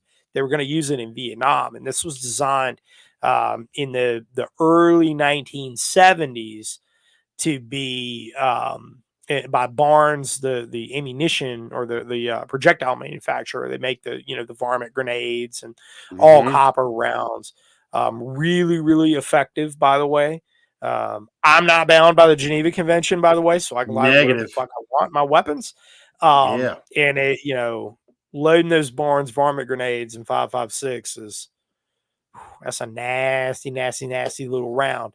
But with that said, when you look at the design of that weapon, he explained the whole thing of operating within the that 200-meter envelope in the jungle in Vietnam. Yeah.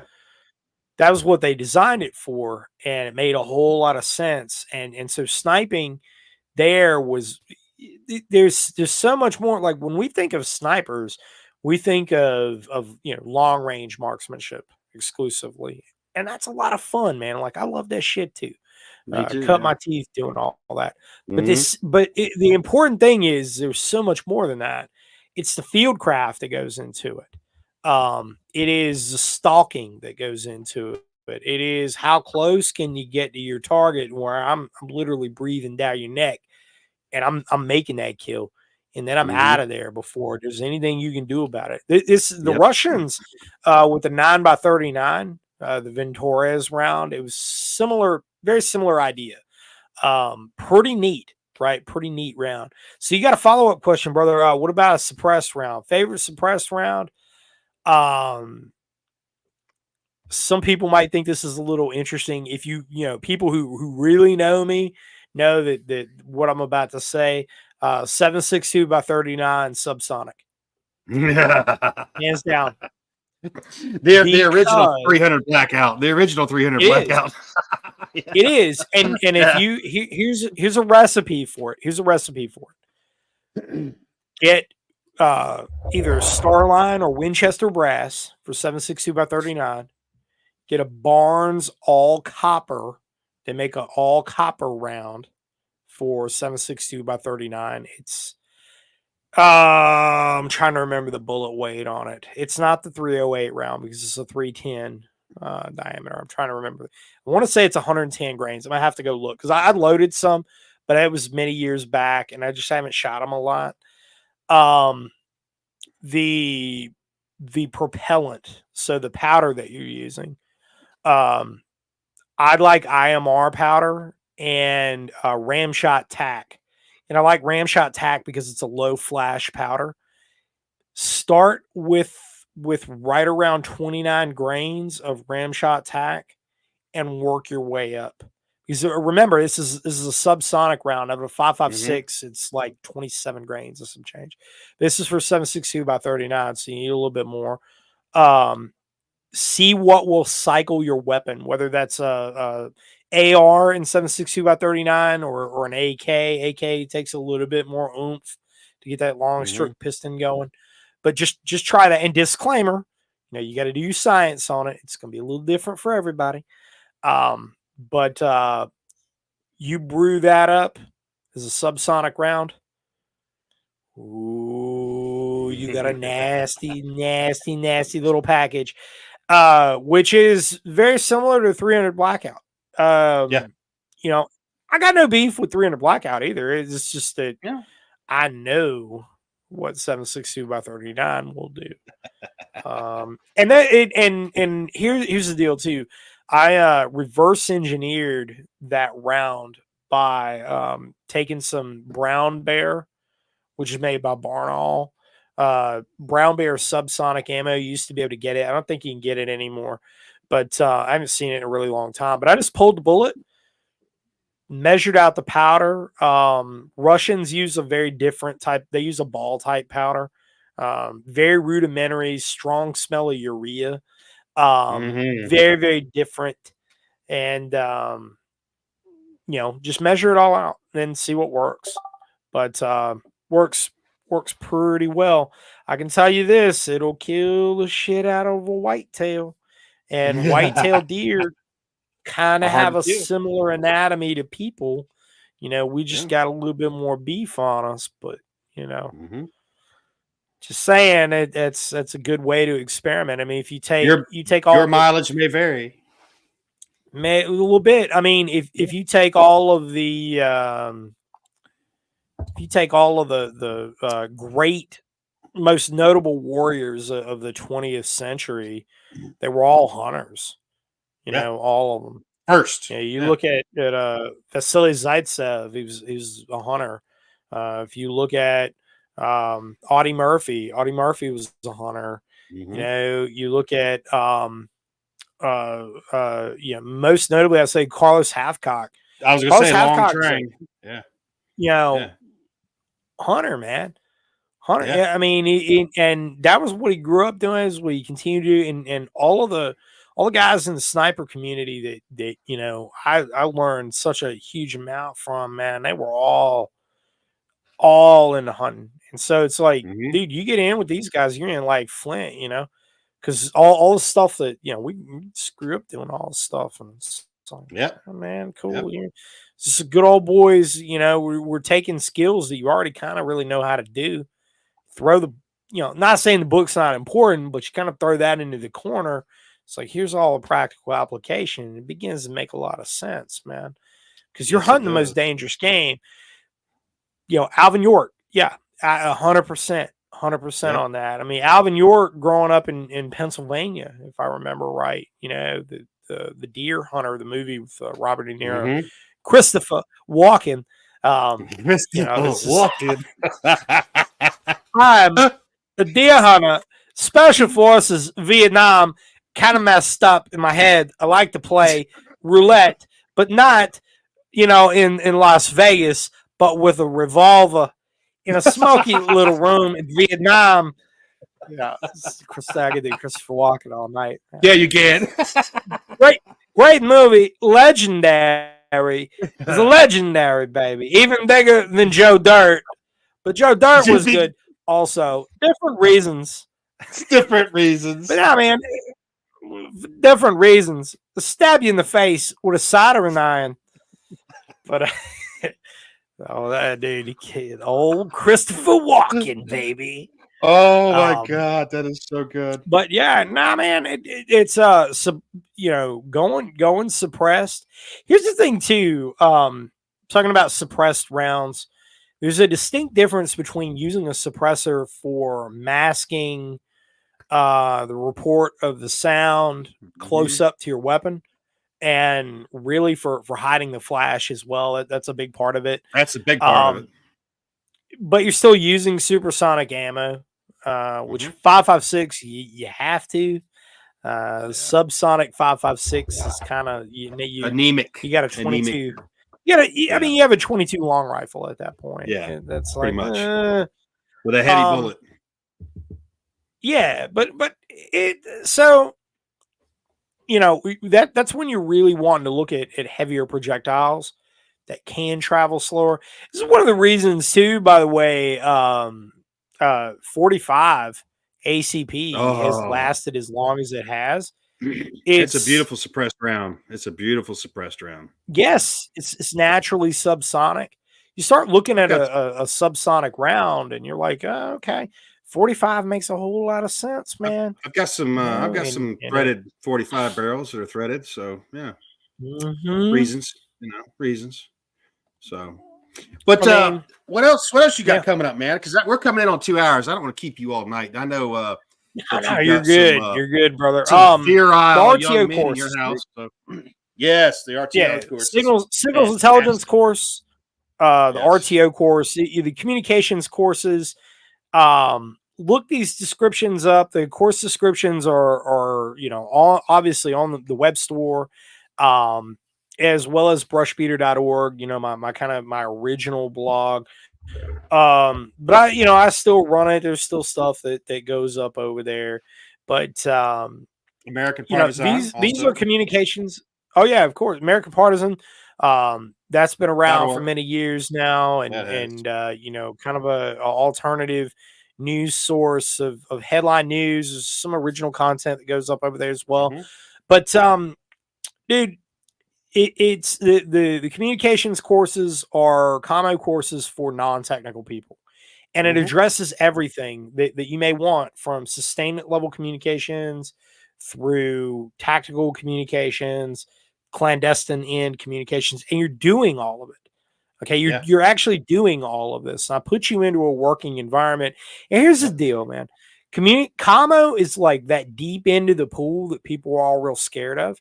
There's a lot of real bad information floating around on the internet. There's some good too, but there's a lot of stuff that I wouldn't necessarily say is applicable in all cases. And you can get into the real technical end things real quick. Yeah, super quick. Here's the deal, man. My courses don't really go into the not super technical. We're technical when it's gotta be, but I approach it from a way that everything is practical and it makes sense to you. I'm not an engineer by trade. I was a soldier. Then I went into academia, and in academia, it was, I was teaching sociology and criminology, man. Like I'm not an engineering STEM guy. So if I can relay all this to you, I mean, I was a teacher for a little while, so I can relay these concepts in something that's relatable, and then you get all the practical application as well. And it so far, I mean, I would say I've probably taught around 6,000 people in the RTO course over the past decade. I've been doing this for 9 years. So I've been teaching courses. I started doing this full time in 2018, but I was teaching courses all the way back into 2015, kind of under the table. So 9 years now, almost a decade of teaching civilians how to communicate, how to move in the woods, how to build marksmanship training programs.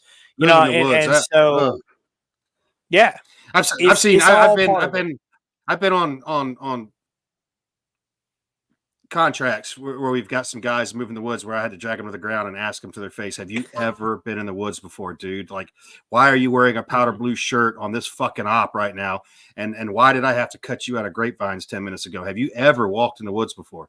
And I want to make a point for the folks listening too about, Matt was talking about being a teacher. All right. You have a gift for boiling this information down and disseminating it in a way that's very easily digestible for folks who don't have a base of knowledge, like in RTO or even in the other classes you do. Like, you've got a gift for teaching. I don't possess that gift. I don't have it the way you do. And so it's fantastic, guys. You won't find a better instructor than Brushbeater sitting right there, guys. I love taking classes with you, man. I love just being out there. I really love being just out there with you, because the kind of people with very rare exceptions that show up to your classes are generally top-notch people that are eager to really learn, genuinely learn. To echo that, man, in the thousands of people that I've taught, I've had the opportunity to train with. And I always say I train with people because I'm out there doing it too. I've only ever had to kick 3 people out of class. 3 out of the thousands. I mean, and that was because they were really, like, it was beyond dangerous. The pale. They were dangerous. Yeah. Yeah, it was. I mean, one guy was he just had to go. I had enough of him. Another guy, I just didn't. He wasn't listening. He wasn't following instructions. And I hated to do it, but it was just when I confronted him about it, it was like, hey, and I pulled him off to the side. I was like, hey, man, like this is, and praise in public, counsel in private. Yep. Yeah, he got a little uppity with me, and I'm like, all right, man, like that's it. And then the third one, he just needed to leave. So no, he just needed to leave. And I'll tell you guys what, if you piss him off, I'm not sure what his deal was, but you need to leave. To get the boot, get the big hook from stage left, you've done something, because you're one of the most amenable people I've ever hung out with, and two, again, guys, just the atmosphere in training. And I don't care who you train with, because it's always the same. The atmosphere in training it's not always the same. There are some instructors out there who have very high opinions of themselves, and it's not quite like this. But at the end of the day, when training is done, that time around the fire, Walt Browning mentioned it earlier. It sounds like, campfire at night at G Camp. There's just this discussion here. Well, I thought there it is. It's fantastic, and you learn so much more. The class doesn't end at the end of the course of instruction that day. The education continues on into the night and covers topics that are so vast and varied too. And you have so many dudes that are like, plus the people that come to your classes. You never know who the hell you're going to bump into there. It's a very interesting bag of folks that show up, which is awesome. And interesting in good ways, by the way, folks. Not like interesting is in, man, is that motherfucker ever going to stab me or something? Yeah, it's not like that. That'd be the last place somebody like that would show up. It's interesting as in this last class, having a we'll just say a very notable SEAL sniper instructor in class, and having I've had guys from the firearms industry who own very serious companies who've been in class, who've trained with me. I can talk to them anytime, night or day. And I'm not bragging on it at all. That's not what I'm trying to say. Yeah. I'm just saying that the caliber of people that I have in class, and you're one of them. For everybody that comes to class, I want to train with you, but I routinely get doctors of all varieties, lawyers, notable people who've really done some serious stuff. They got names a lot of folks would recognize. Names a lot of folks would recognize, but it's when I see these people coming to class, dude, I get blown away by that, man. I see these guys' names, and I'm like, it's some humbling why shit. Does that dude want to train with me? Yeah. Like, I'm not reasons, bro. He already knows the stuff. I don't know why he needs to. I don't know why he needs to know all this stuff. Well, and yet they come out. And it's fantastic validation for what you're doing. It's not just the way you teach and what you teach. It's the holistic approach to all the thing. And again, can't stress it enough. The like-minded guys, when you're in a spot like that, you're with people that all think the same way. And and everybody's hungry for knowledge, and everybody's hungry to learn, and everybody shares. It's such a good thing. And not to mention, the G Camp's got the best cigar humidor and bar in North Carolina. And then that's by design, bro. I know. And that Blackstone at about 2 a.m. with some hash on it is that's some good shit. Telling you, man. When it's cold out there. Oh yeah. Hey, let's all huddle up around this. Let's pop some corned beef hash, fry it up. 2 a.m, throw some eggs over in there, boy. Oh, it's so fucking good. But what the last thing I'm gonna say? I know we got like 30 seconds left or whatever. But the last thing I'm gonna say is that to that point, the camaraderie that always builds over a course, like I kind of get depressed when a class ends, like this last big RTO course, 6 days. Yeah, it ends. I get depressed, man, because I'm used to having like 25, 30 people all around, You love it. Yeah. Like it builds this dynamic, like it, you know, like you like I'm back in the Army, except I ain't gotta put up with all the bullshit. And I'm like, man, I love this, dude. I love this. It is awesome. You can't ask for better. You really can't. And and like your last RTO, didn't it rain on you guys the whole time? Oh yeah, this last week, yeah, it was wet. Not the whole time, but still, we got so like you had 4 enough or rain. 5 inches of rain.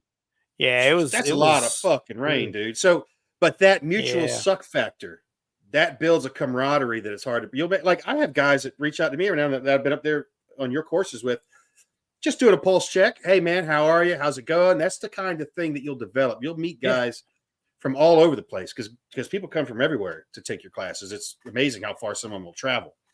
And I've met some incredible people there, just great guys. And I can't stress it enough. Get out there and get that feeling, especially if you've never been in that kind of an environment like military or even construction. It applies to a great deal there too. The sort of camaraderie that develops there. It's you need that in your life. Law enforcement, fire department. Yeah, any it's all the same thing, man. It's all the same culture. It's fantastic. So since we are fixing to close out here, man, what do you want to leave them with? What do you want them to know?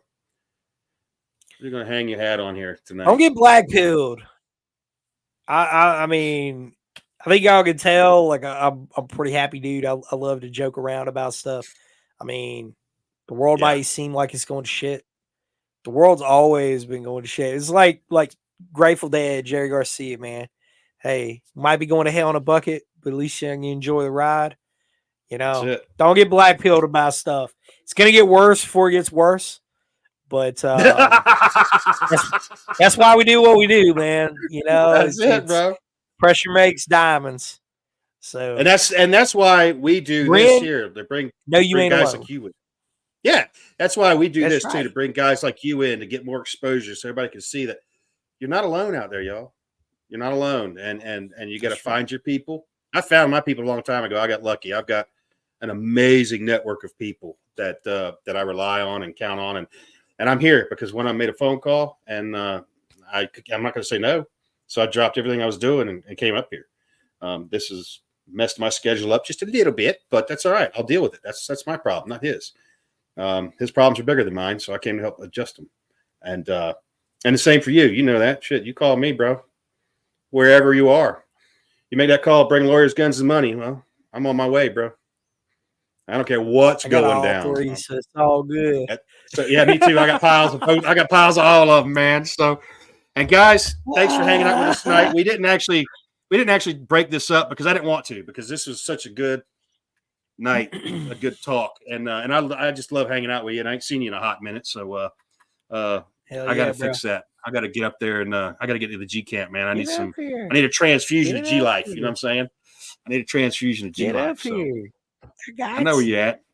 I know where you're at. So no Facebook Live this week, guys, but we will be on a regular schedule for next week. You'll have a Facebook Live next week. We'll have a Patreon on Tuesday nights, and of course the podcast on Wednesday. We've got some cool guests that are going to be coming up. We're going to be talking to the guys from SOE. That'll be coming up soon too. John's going to be on here. So yeah, we got some fun stuff lined up for y'all. And cool. I think me and Mel are going to have to come up for the machine gun class because she loves nothing better than belt-fed fun, dude. She enjoys that.